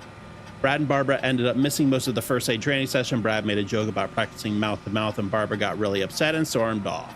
The joke wasn't that bad. So, Brad, you're out of the conversation. You're out of here. You're not even close, Brad. Not even close. And last but not least, who do we have here? Barb, the receptionist, who lives on Craven Street. Okay, Barbara is really getting on well with all the staff here. Everybody gave her great feedback at our last review. I get the feeling there's something going on with her and Brad. Call it a hunch. Barbara got another cat recently. She must have at least 5 now. Daisy, Murphy, Penelope, Freddie, and Lord Winston. Lord Winston's my favorite. I'll need to monitor productivity going forward. The cat photos are a big distraction for the rest of the team. Barbara laughed when I told her about the concept for my new horror script. I don't care what she thinks. A story about an alien egg at the center of the earth set to hatch on February 30th is a great idea. I also would avoid having a February 30th. True. Very true. I 100% agree. All right, Barb is out too. So it's got to be this dude. It's got to be John Hedges. I don't think anyone else was even close. Okay. So I think we just go back and say John Hedges. Oh, but I might need some information from him. So let me see. Let me try to see if I can remember some, like, a phone number or 542-0735 14 Nancy Drive. John Hedges. John Hedges, 14 Nancy Drive, 542-0735. 542-0735. I don't have a pen and my phone is in use. All right, chat. You have to help me remember this. 542-0735, 14 Nancy Drive. 542-0735. 542-0735. 542-0735. There you go. Appreciate it. Appreciate it. She said she didn't know the phone number, so I'm guessing she wants me to come back with a phone number. I think she said she didn't know the phone numbers. All right. What am I doing? Well, first of all, we have no music playing. Wait, work out the safe combination. It's done. Was there like a thing down there I was supposed to interact with? Was there an intercom button in there that I missed? There might have been.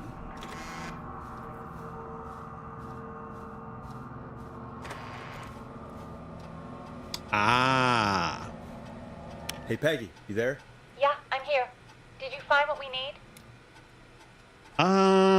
Yes. I think I know who to call. I think I know who our best bet is to help Casey and Jason. All right, good work. Who should I... Hello?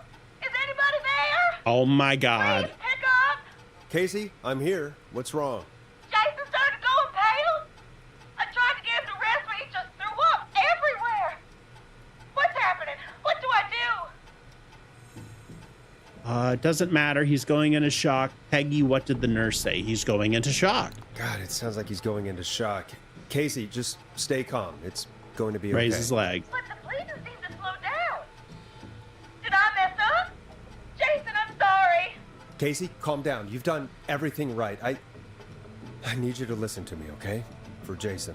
For Jason. What did the nurse say to do about shock?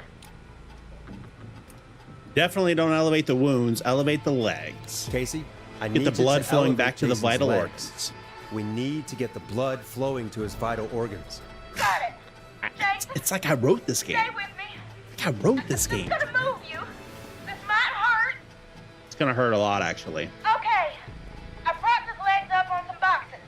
I'm looking at my notes. We need to get Jason as warm and comfortable as possible. Do you have anything you could use nearby, Casey? Yeah. I still have some laundry next to me. I'll wrap him in some blankets. Just give me a second. Sorry. Jason's bleeding through his bandages. Should I get him new ones? Or... No. Find additional bandage. Don't remove the bandage. Apply another one on top of it. Do you still have something you can use? I've used the rest of the laundry to keep him warm, so I'll use my jacket. I can always get a new one. True.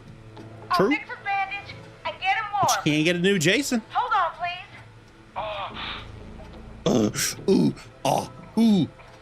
E. Sorry. I'm done. You're gonna be okay, Jason. Just relax now, okay? Oh, he's scared. He's not doing Beauty. well. Is he gonna... He's gonna be fine. Be strong for Jason. It's not looking good. Ooh, definitely not that one. I don't want to make false promises. Be strong for Jason. Casey, I need you to be strong for Jason. Sit with him and reassure him that everything's gonna be okay. True. Okay? Okay. Please. I can't give him what he needs. Please, help. I can't lose him. All right, Forrest, we need to hurry. Jason doesn't sound like he's doing too well. You said you knew who to call earlier? Who was it? Well, I forgot now because you took too long. What the frick was his name, chat? This guy? Oh my god, I can't read it. Oh my god, it's too dark. I can't read it. Oh, is that not the right one? Oh, it's in there. John Hedges.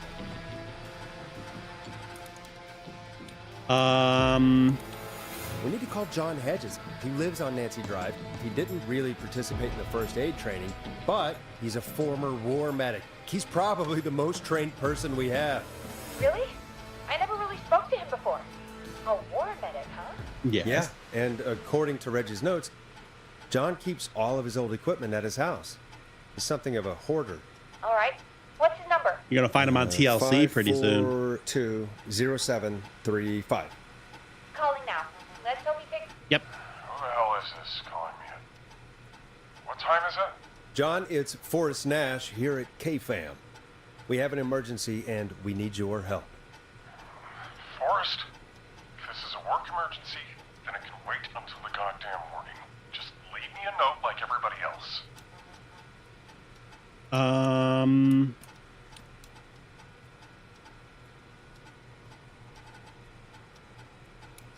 Not that one. He'd probably be like, nah, I'm gonna go back to bed. Somebody has been stabbed. This is a medical emergency. Somebody has been stabbed. Medical emergency. John, no, this is a medical emergency. A man has been stabbed by the Whistling Man, or never mind. He's badly hurt and he's going to die unless we get someone to him now. The Whistling Man? What kind of joke is See, you weren't supposed to say I'm that. not kidding. A man is gonna die if we don't help him right now. this? Seriously?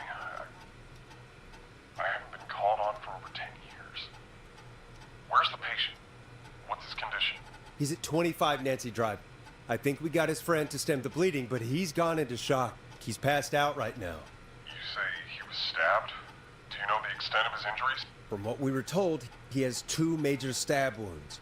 One to the stomach and one to the leg. The knife is still in his leg, and the stomach wound is open. Understood. Ew. Let me grab a few supplies and I'll head right over. Damned if he dies on my watch. Hey, let's you, go, John. John. We'll let him know you're on your way. Let's go, John. Hello, Casey. Are you there? How are we doing? Bad. Jason seemed really weak and then just started thrashing.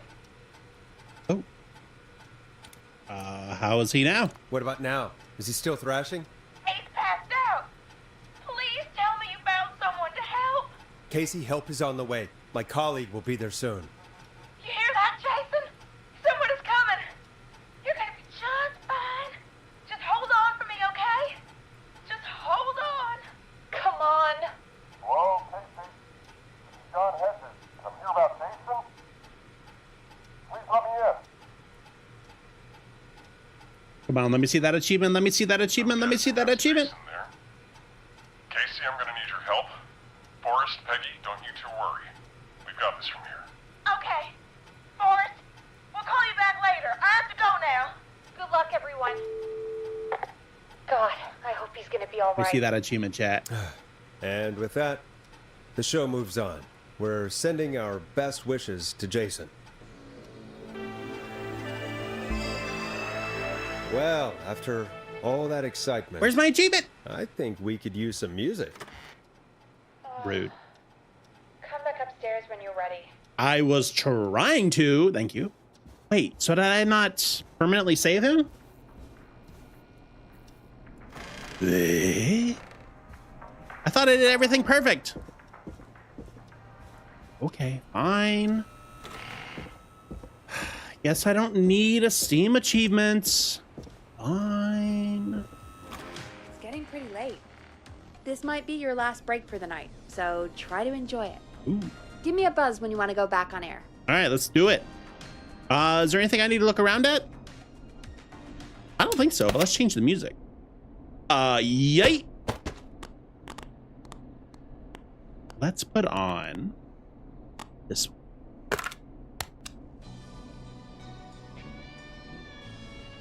Oh, yeah. Nothing more to find at this point.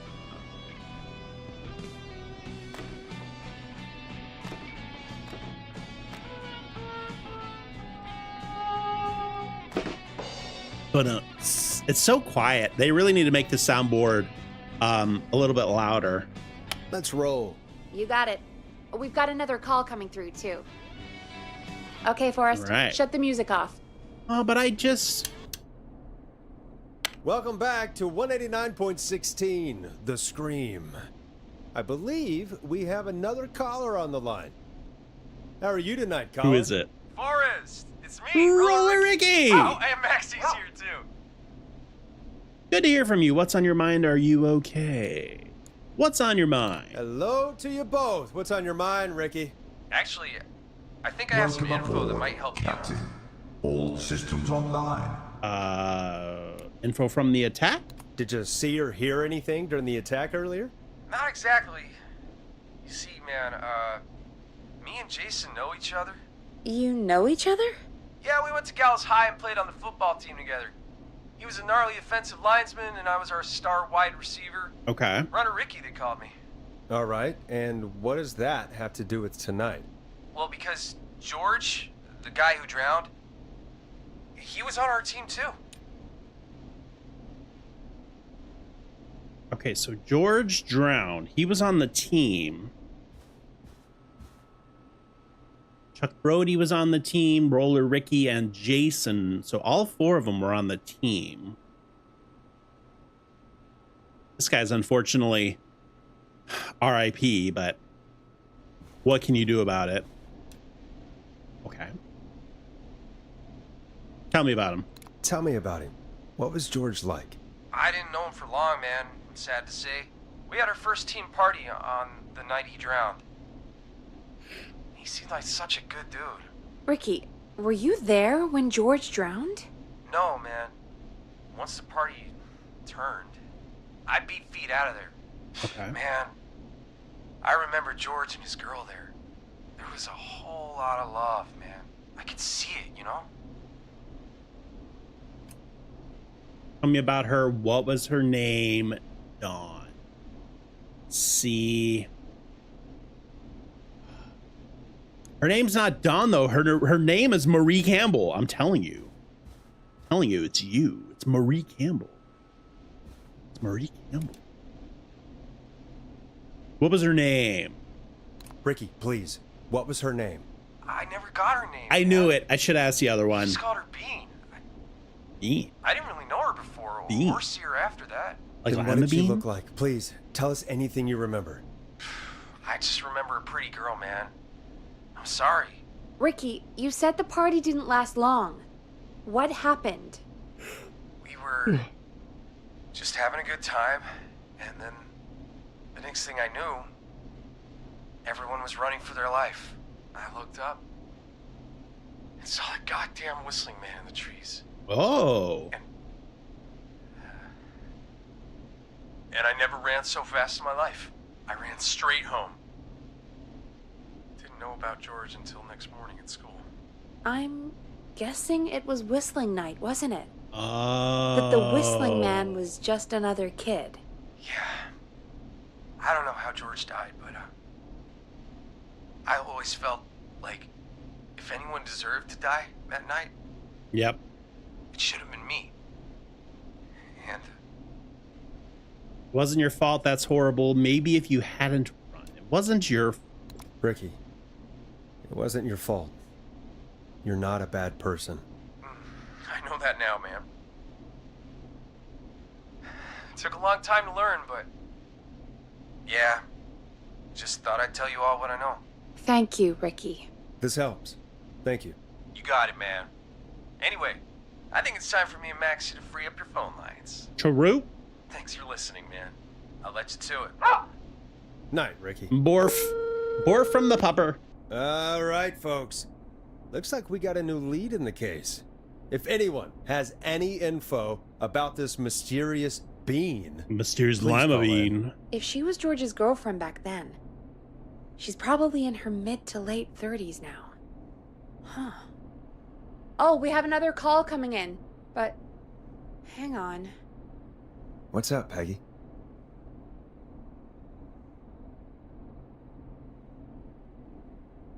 Peggy? Hello? Yeah. You're gonna want to take this call off the air. Who is it? Just do it. All right, folks, it's time for another track.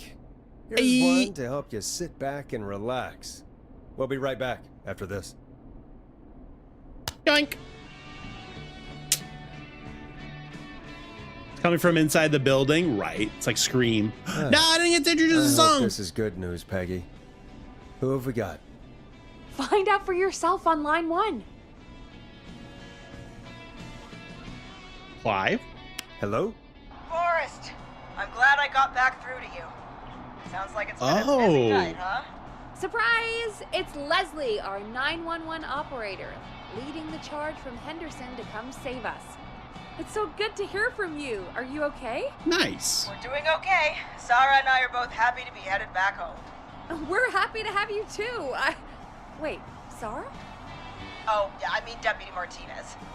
Anyway, we got back into radio range a little while ago. We've been listening in, but haven't been able to get through until now. It's been a long.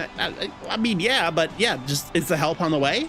It's been non-stop since you left. Please tell us you're bringing help. You bet! I'm leading a whole goddamn squad towards Gallows Creek. as we Hey, they're speak. coming, Chet. They're coming. Turns out somebody had cut the phone lines. They had no idea what was happening. That's great news. That's crazy about the phone lines, though. Do you think the whistling man cut them? I'm guessing so. I don't know how the whistling man did it. True. But that doesn't matter right now. Listen, we're coming in hot, but we need your help. I know Gallows Creek isn't a big town, but if we don't know where the whistling man is, we can't get him. Her. That's where you come in. Okay. Stranger people were able to call into the station. I know, right? I guess just no phone calls out. Like maybe they cut the wires between the cities. I don't know how phones work that well. So I don't know how that would all go down. I figured they would have to travel to a central station and then back, but maybe it's that's above my brain hole wrinkles. So I have no idea. What do you need? You can count on us. What do you need? It might be a long shot, but here goes. The whistling man already called up a few times. Yes. I bet she calls again. We're still a little ways out of town, so if she calls, stall her. Buy as much time as you can for us to get in. And while you're talking to her, try to figure out where she is. We'll be listening in, so once her location is known, we'll head straight there and end this nightmare. Okay. I'll do my best. I don't think I have an option. I'll do my best. I know you will. Heck, I can see the headlines now. Forrest Nash's interview of a Forrest lifetime. Nash saves half the town. I'll radio the other cars and tell them the plan is a go. Rip the other Hopefully The next half. time I see you, it'll be with our killer behind bars. Take care. We'll see you soon, Leslie. Oh, thank God. It sounds like this is almost over.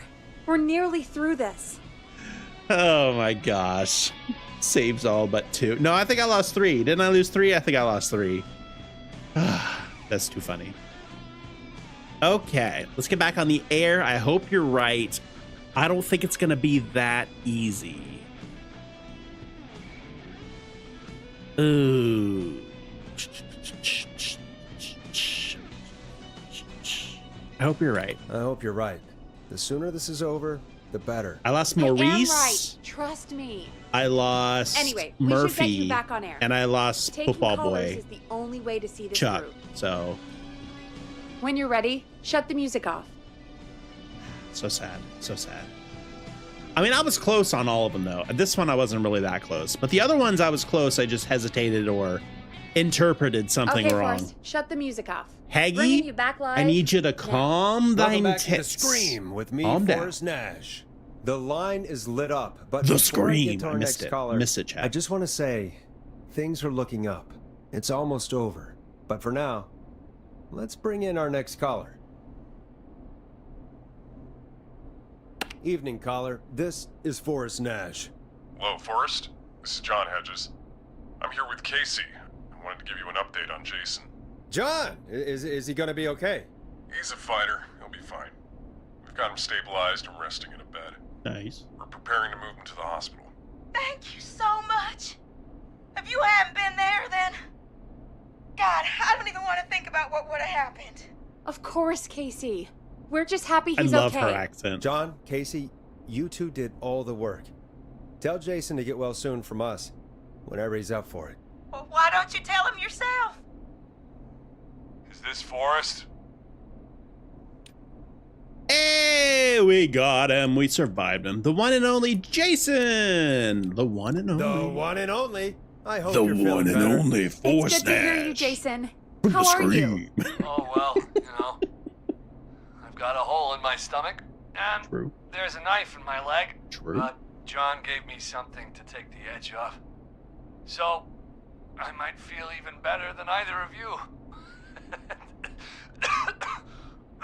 Oh. Take it easy until you get to St. Gabriel's. I will. But, before that, info. I needed to call you. Yes, give us info. I'm guessing the Whistling Man is still out there? The last domino falls here. It does. Remember, for you of Amazon Prime and you're watching on Twitch, you can always use your Twitch Prime to sub. Anyway, yes. Yep. As far as we know, anyway. I was worried you'd say that. God damn it. Actually, I'm glad you called. I wanted to talk to you about what happened earlier. Go for it. We spoke to Roller Ricky not long after you were attacked. You spoke to Ricky? Is he alright? He is now. I mean, he was attacked earlier, but this call came after. Hey, guys, I'm really sorry, but there's a call on the other line. No, I need to know what I Jason's just need info to make sure is. we don't have another situation brewing. You fill Jason in on what happened. I'll be right back. Sure, Peggy. Sorry, Jason. Where was I? Wait, what? Yep. Ricky's fine. You don't need to worry about him. That's a relief. He told us about George. Sounds like everything's finally coming out now. It's been tough to hold it all in. Sounds like you've been holding back about something awful, Jason. I'm part of the reason my best friend is dead, Forrest. Was it you? And the few who knew about it said if I ever said anything, I'd find myself in jail. For a long time. It was hell. And then the town just moved on. Like he'd never existed. Who killed George? Did you kill him? No, I'm sure it was an accident. I'm sure it was the Whistling Man, like, nights where they do the prank and they dress up like him. Someone freaked him out and started chasing him. He ran. He accidentally fell in the river and drowned. And then they moved him to the reservoir to make it look like it wasn't connected to that. So I'm sure no one killed him. It was just a straight up accident. Who killed George? And what happens? I mean, I just told you what happened. Yeah, it's got to be what happened. What happened that night? I went along with the stupid prank, that's what. Whistling night. Some of the guys on the football team. But was he the one had behind the an idea mask? for a way we could haze the newcomers. We decided to plan a party in the woods and have the Whistling Man crash it. It was stupid. We each had a role. I was the stabbed friend. Okay. At the party that night, I left the group for a second. Met our Whistling Man. Pretended to get stabbed in front of everyone. Started an almighty panic. Those screams. That was the last time I saw or heard George alive. How did George die, Jason? I don't know. I was playing dead. But when I heard her scream. Ricky mentioned a girl named Bean. Is that who you mean? Bean. Oh, yeah. I guess George did call her that. Yeah. He called her Bean. I heard her again tonight, Forrest. Her name was... What? What happened? Holy Are we still hell. on air? No, we're not. Seems like the power is completely gone. How do we get it back on? I don't, we can use the emergency generators down in the basement. Reggie picked it up a while ago in case we ever needed to do an emergency broadcast. An emergency broadcast? Emergency? You know, nuclear war, alien attack, broadcasting a serial killer's location to the cops so we can end this nightmare. True. Fair point. It's in the storage area in the far back corner, up on the wall. You might have spotted it earlier when you were digging around for all those tapes. I did not. It'll have a big red button. Just press that. Oh, I did see that. See you when you're back. Peggy, is the whistling man gonna get me in the basement? Peggy, I don't wanna, Peggy. But yeah, it's not funny now, is it? That makes sense. That line does make sense. Okay. All right, whistling man, let's rumble in the basement. It's time. Time to go. Apparently, I can't listen to music. Hello? Ooh.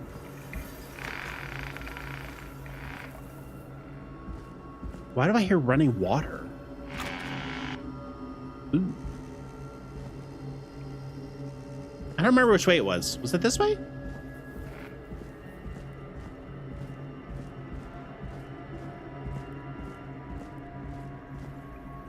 Hello?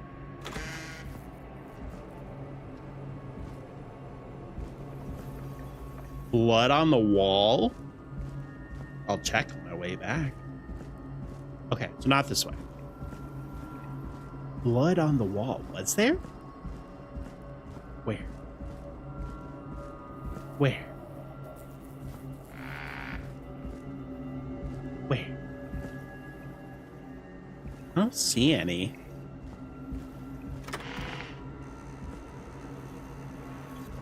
No, I think it's just like grime. Grime and crap. Far back corner. Why is this station so big? He's gonna be down here, chat. I need a flashlight.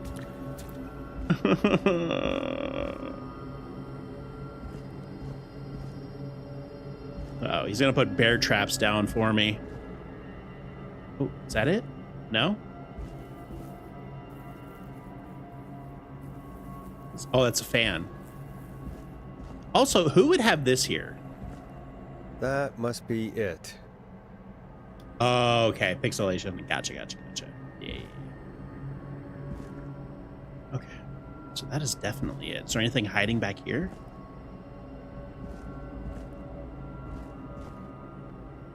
Oh, we've got power. Oh, I knew it. The whistling man. I need to warn Peggy. Oh my God, I knew it. Wait, is there no intercom thing in here? I'll stab him with a pen. Hey, chat, this is my only savior. Stab him with the pen. Wait, was there? I was talking to her from in here. No, I talked to her outside. Ooh. Okay.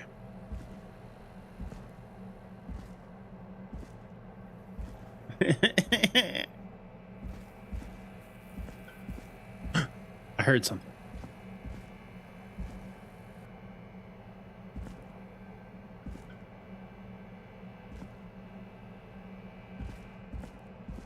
Hello?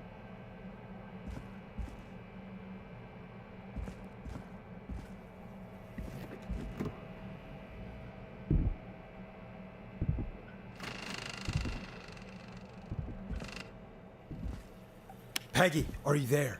Are you... Peggy? Yeah, I shut need to up, get back Forrest. upstairs. What? But he's there. How does one do?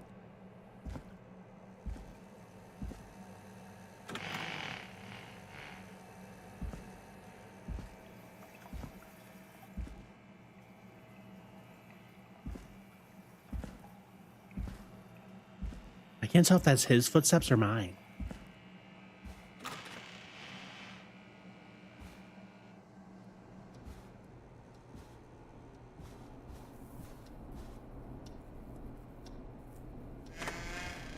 What the hell? What the hell was that? Jesus. I don't know what I missed.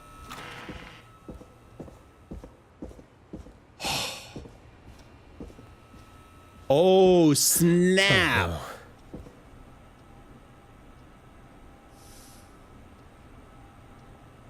Ooh. Sorry, Meg. Here, have a pen in honor. There's an honorary pen for you. I'm sorry. Oh my god, look at the of course you were reading crap. Maggie, where'd you go?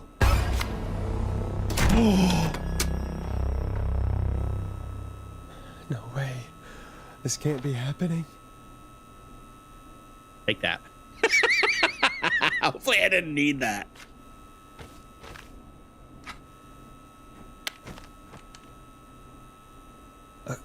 A call. Hold on. Look at the kitty. Happy birthday, sis. Did Dawn press the Peggy button? Happy birthday, she want me to Peg. hit it on my end? Now you're great and 8. Love, M.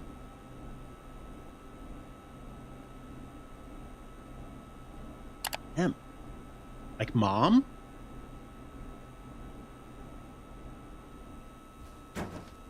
Is the murderer Peggy's mom?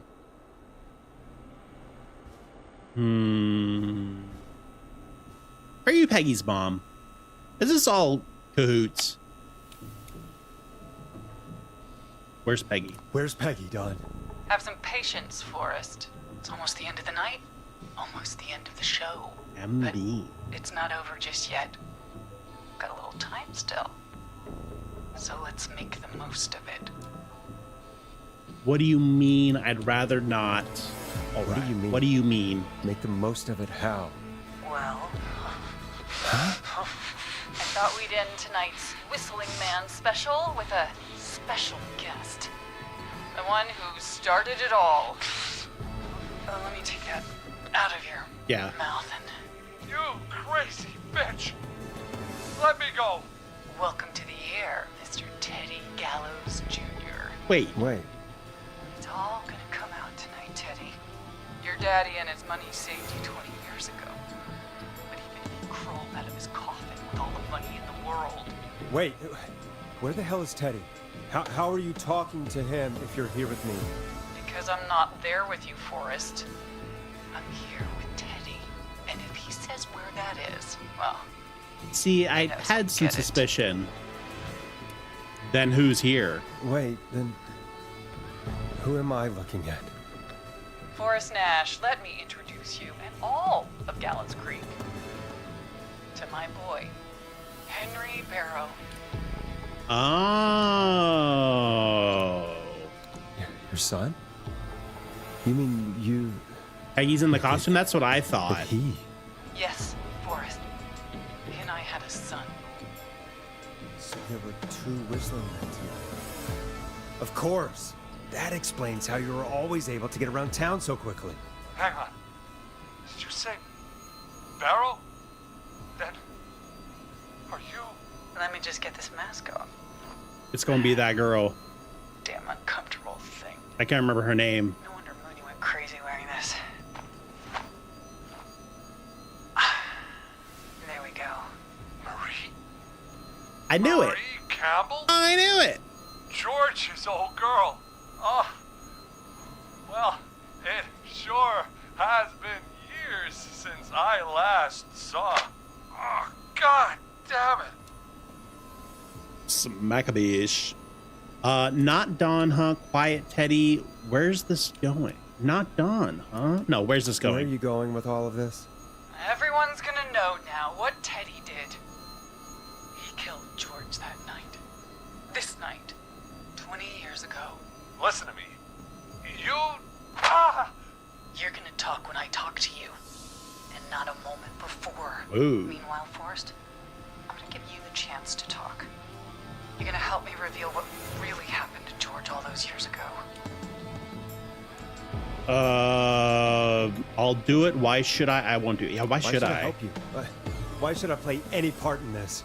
Because I think you believe in justice. I You do, think but not this in... is justice? Exactly. You had no goddamn idea, Forrest. These people you've been trying to save, they were all in on it. They all knew George was murdered, but Murdered? Listen, Oh, she thinks that he was murdered, but he accidentally I said you drowned. speak when you're spoken to. Gotcha. Gotcha. Now, I know you've done some good work tonight in piecing together what happened to George 20 years ago, and that's why I want you to interview us. Are you serious? Are you serious? You want me to interview you? Am I serious? After everything tonight, you really have to ask me if I'm serious. Do a good job. And hell, you might be the only one to leave here alive.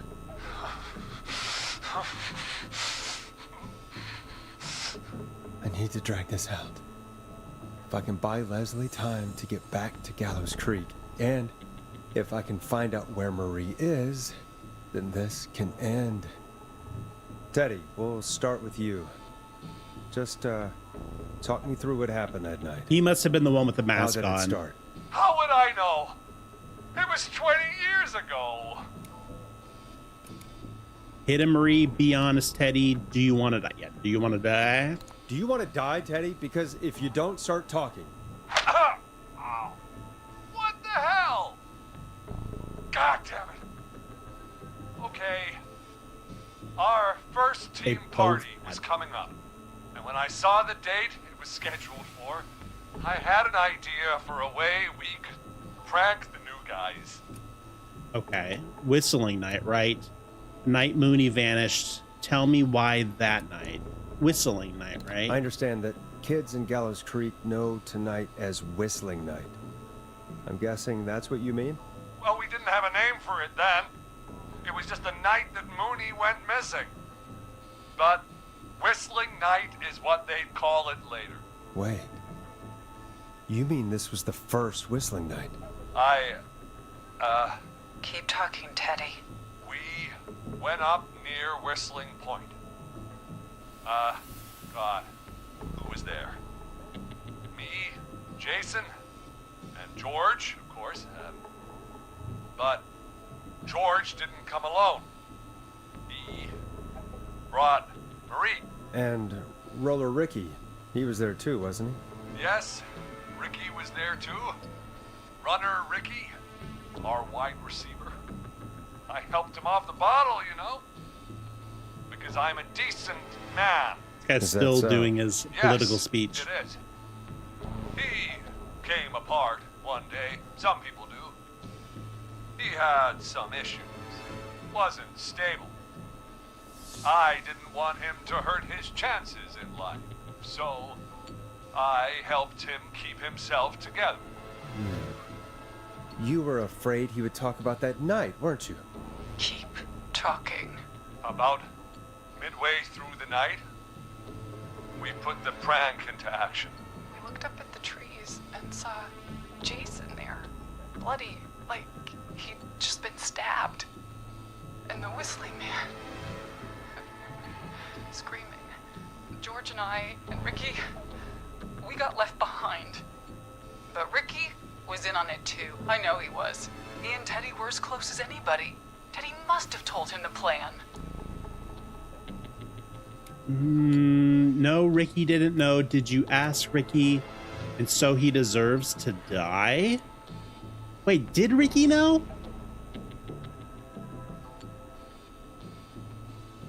I'm trying to remember. I had this thing's so confused now.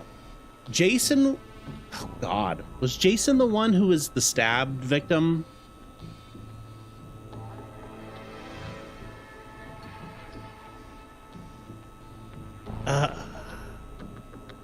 Can't remember. Oh, you're right. He was the one that said they did all had parts to play. Asking questions is better anyway. It'll draw out the conversation. So let's go with, did you ask Ricky? Did you ask Ricky if he knew or not? I didn't see any reason to. Why? Because Ricky phoned up earlier. He didn't know anything about it, Marie. What? He had no idea what was happening. He said he was as terrified as anybody. Isn't that right, Teddy? You didn't tell him, did you? Ricky never could keep his Oh, mouth apparently shut. Jason's If the we one who told said they him, all had He parts. would have given everything away. But well, it doesn't matter. He didn't run his mouth enough to tell anybody about it afterwards. He's still guilty. It was just a stupid prank. Just a prank, go to hell, hit him, Marie. Just a prank, How can you still say it was just a prank? right? Oh, come on. Oh, God damn it. You made George think Jason had been murdered. He thought his best friend was dead. And so tonight you stabbed him for real? It's the role he wanted to play. Jason's still alive, Marie. He was with a friend. We talked her through how to stop the bleeding and got him professional help just in time. Oh. Well, shame he didn't have the good sense to die earlier. He's gonna regret that. Enough about him. Me and George took off running, but somehow we got separated in the woods. Makes sense. I ended up near the bottom of Whistling Point, and when I noticed George wasn't with me, I panicked. And then, I don't know how he snuck up on me, but Welcome aboard, Whistling Man Captain. grabs me. All systems I scream, online. and he starts laughing, telling me it's just a joke. I could stall for time here. Who was it? What happened next? How did you feel?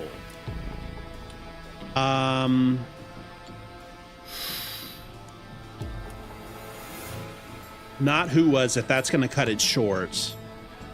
What happened next, or how did you feel? Probably how did you feel, because it's like the most, it's like jutting off the path the most. How did you feel in that moment? I felt like nothing was real. I felt small, Yeah, confused, for sure. and Then what happened next? Tell me what happened next. I suddenly recognized it was Chuck. Chuck. Chuck Brody was the whistling Oh. man, laughing away. Ah. But then he stops, and he's looking up at the top of Whistling Point. What was he looking at? Teddy, what happened next? Nothing. I mean, it was just Teddy? George fell off Whistling Point. Okay. Where were you? How do you know? Why did he fall? Ooh.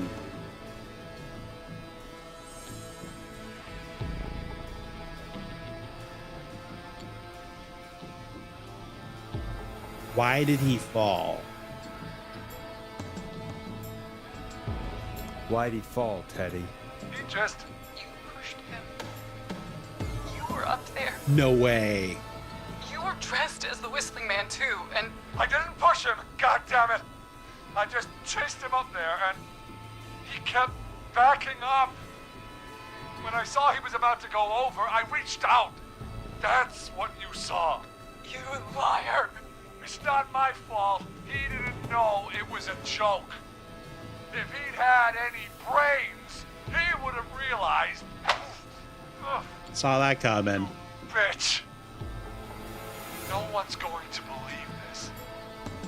After all you did. What do you mean? It's all been on the air. Even if you didn't push him, then why the cover up? I believe her. Then why the cover up?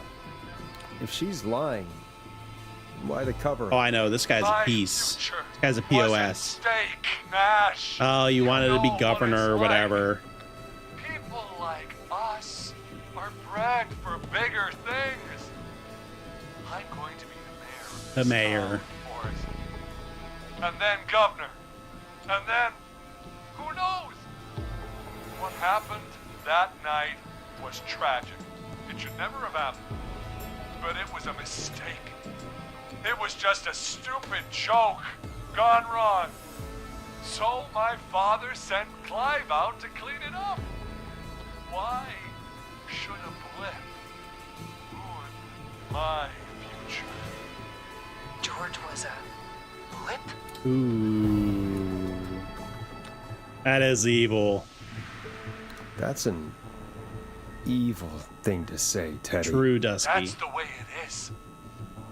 My father agreed with me. Sandra found him the next morning while out jazz running. She found him in the river, but she lied about that to protect Teddy. She said something about her rent going up, unless she... Teddy, did your father own Sandra Sharp's dance studio? It's Gallows Creek, not Sharp Creek. Mmm.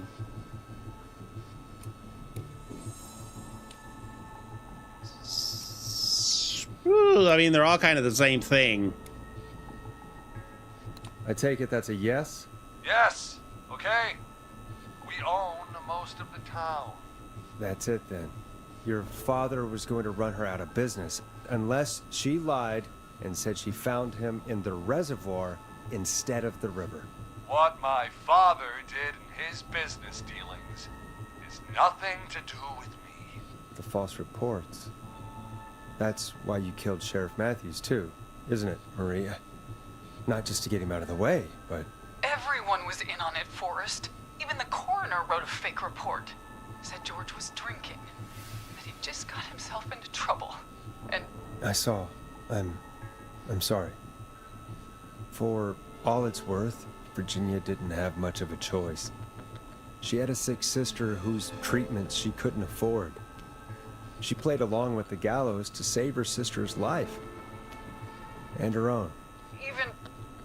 even still, she should have told the truth. I did my part. I tried everything I could think of. I even went to the newspaper, but no. That coward killed the story. But Maurice Russell is dead now. You've been through hell. This has to stop. When will the killing end? You've been through hell. We're trying to stall, so... You've been through hell, Marie. I'm sorry. You've got no idea. Never should have started. He shouldn't have pushed my George off a cliff. He should have been punished. But it's coming to a stop. At least for now. Here, where George and I first met, before he joined your football team.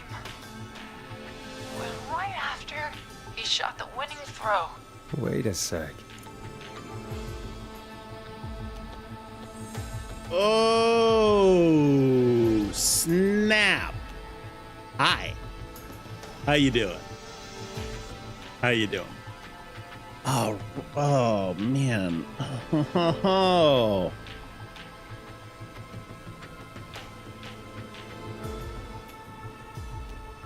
Didn't they meet at the roller rink?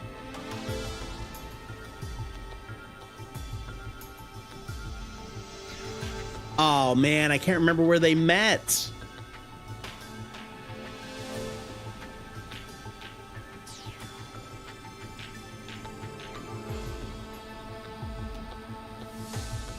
I don't remember anything about the school gym. And after he shot a free throw, wouldn't necessarily, like, doesn't make sense for a football field. I think it's between school gym and roller rink. You weren't here for that part, but she did say winning shot. Yeah, but I think that's a red herring. I really I remember something about her saying like they were at the rolling rink and that's where they first met. I think it's roller rink. We're gonna try it, chat. My gut is telling me roller rink. You're at the roller rink. Jesus Christ! Forrest! No! Idiot! We're in the gym at Gallows Creek High! I told you not to do that. Oh, Wait. Teddy. He's dead too now, Yikes. isn't he? He is. Anyway, I think that about wraps up the interview with Teddy. So,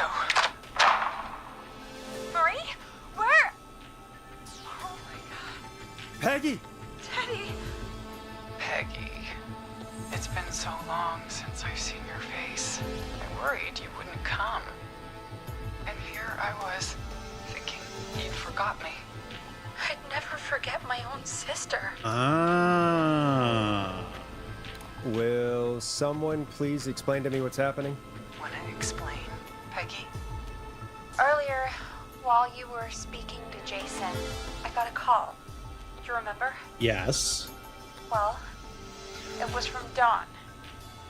She said that my sister Marie was there that night George died, and that I should come to the gym for a reunion. And when you walked in, you found out.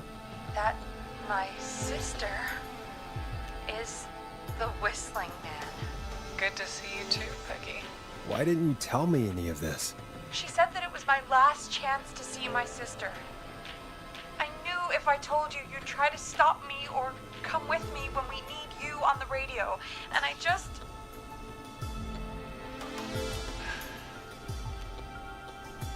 I'm sorry. This has to be a lot for you. This is like What happened to going you? everywhere. You just disappeared one day. Disappeared. I was thrown out, Peggy. I begged Mom and Dad to do something about what happened that night, but did they care? No, they told me to stay quiet. They only cared when they learned I'd been with George, and Marie, I'm so sorry. I never knew. it's not your fault. Really, it's Mom and Dad I should be seeing right now. Since they're dead and gone, well, I'll have to settle for the next best thing. Next best thing, you mean Peggy? Don't? Is that why you attacked Eugene? Yeah, what does Eugene have to do with any of this? What? Wait. Is that why you went after that kid in the maze? Eugene Stein? Because his parents? That's right. Eugene's parents were there that night too. They got themselves killed in a bus accident. And since only their child was left. Marie, please. This woman is They're crazy. gone, Peggy. Besides, you forgot me. Just like the rest. You forgot. Marie, Peggy never forgot about you. Keep your mouth shut. She kept a card Bish. from you. She kept it here on her desk. I did see What it. card? The card you made me for my 8th birthday. What does it say then? Happy birthday, Peg. Now you're great and 8. Love, M.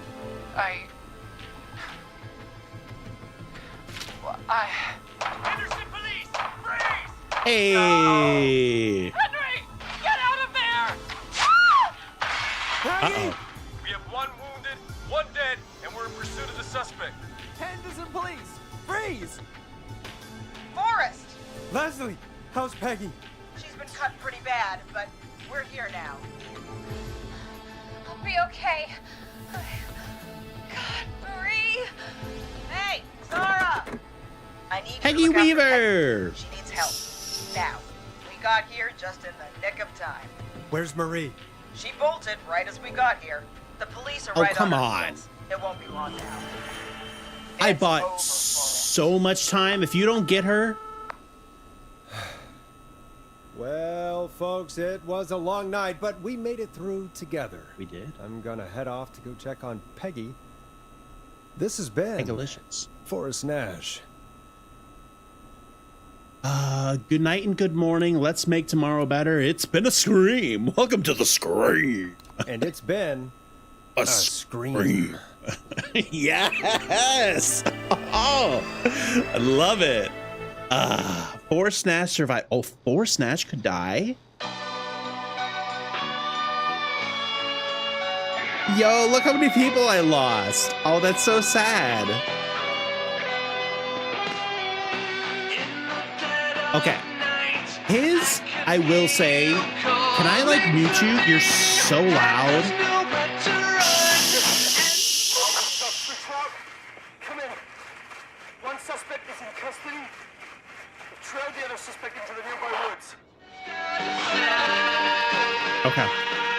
So Murphy was kind of BS because he was old man Jericho or Jenkins or whatever. Couldn't get there quick enough, even though he lived close. Whatever. Maurice, the instructions were a little unclear there, I will say. But she did warn me that I only had one chance to redo it, and I retried to do it a second time. Command decisiveness got me. Teddy Gallows, honestly, I don't really care.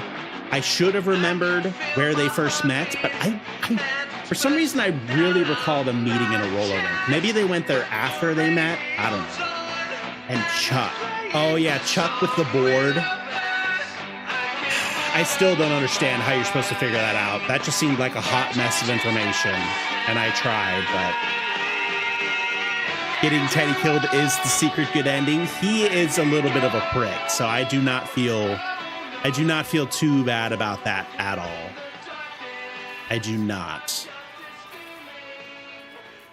Okay, so the police were in pursuit, is what we heard on the radio. Apparently, we can sweep some stuff up if we want.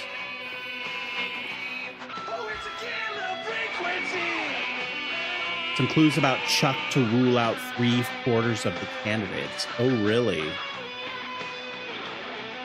3 of 4 of the candidates. Okay. Yeah, I don't know. I tried everything on that board. I put it all alphabetical.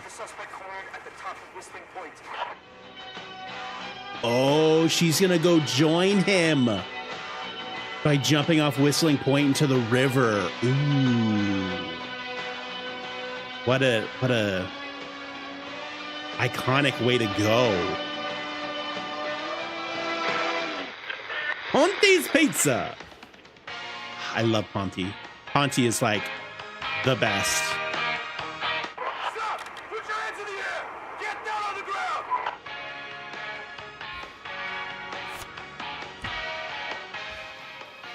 Kim's dead. Alan moved to another state. Third dude is in another town for a convention. Oh. Nobody else has to get hurt. See, I don't know how you got Kim died. I didn't pick that up from any of the clues. I did get the one girl moved. Or Alan? Was it Alan? The car thief. The car thief moved. Okay, so the suspect did jump off. Yeah, I got that the car thief moved. And I saw that Chuck bought the gas station. Negative. No sign of the suspect anywhere.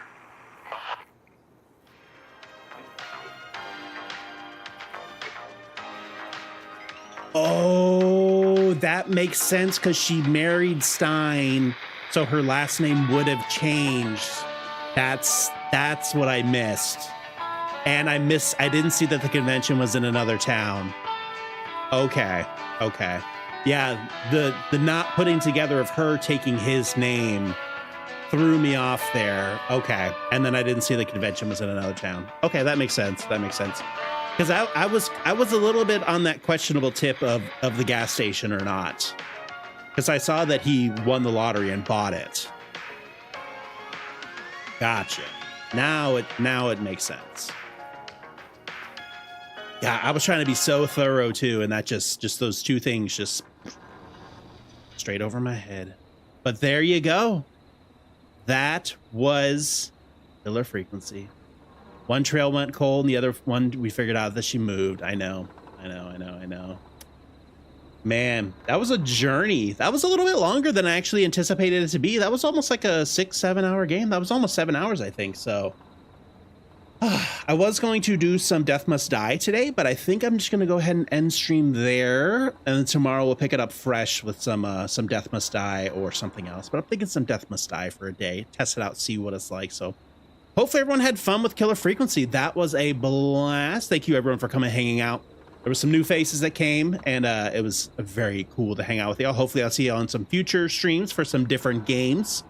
But yeah, Killer Frequency, awesome. Highly recommend. I'm very curious what happens if you save everyone, if there's like a true ending or what happens on that aspect. So y'all are gonna have to play it and let me know what happens with that. But as again, we are multi-streaming Twitch, Kick, YouTube, and X. So if you did enjoy your save, if you did enjoy Killer Frequency, make sure you like, comment, sub, follow.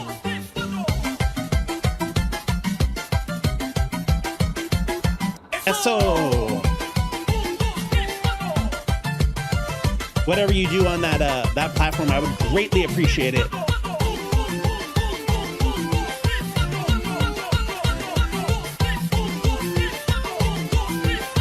Cammy coming in hot with Un, Dos, Tres, Cuatro. Cammy, you came in, you started the stream, and then you're like, I'm gonna lurk, and now I'm gonna say my peace out. So you have a good one too, Cammy. But yeah, on whichever platform you're watching, like, comment, sub, follow, all that fun stuff. Check out my YouTube for other videos, or other streams that I've done, other series as well. And we'll be back tomorrow for something else. So thank you so much. But yeah, that is that's gonna be it for me for today. You just realized a K-Fam, Killer Frequency AM. Okay, true. Yeah, I did put that together as well. Is it really AM though? I feel like it's kind of FM because they play music. Isn't AM only audio, like where they just do straight up talk show the whole time? I mean, it kind of was like a talk show because like I put on music for like 4 seconds in total. So I don't know honestly which way it would go. But yeah, that was a blast. Thoroughly enjoy that. Very, very, very curious what happens if you save everyone. Very curious what happens if you don't save anyone as well. I might have to actually look that up at some point. But yeah. Older tech, not as clear as FM. Oh, really? I never knew the difference between AM and FM. Good to know. Good to know. I mean, knowledge is power. So I appreciate it. Well, it has been fun, everyone. Dusky, thank you for coming and hanging out. It's been a blast. Hopefully I'll see you in future streams as well. Like I said, tomorrow we should be coming back with probably Death Must Die to probably try it out for a day, see what it's like. And then I need to start my Elden Ring playthrough very soon because I want to get ready for the DLC. And I've never played Elden Ring, so what better time than to start it up very soon? So, but yeah, that's going to do it for me today. Thank you once again. And wherever you are in the world, hopefully you have yourself a great morning, evening, noon, or night. Until I see you next time, do take care of yourself. Bye-bye, and ta-ta.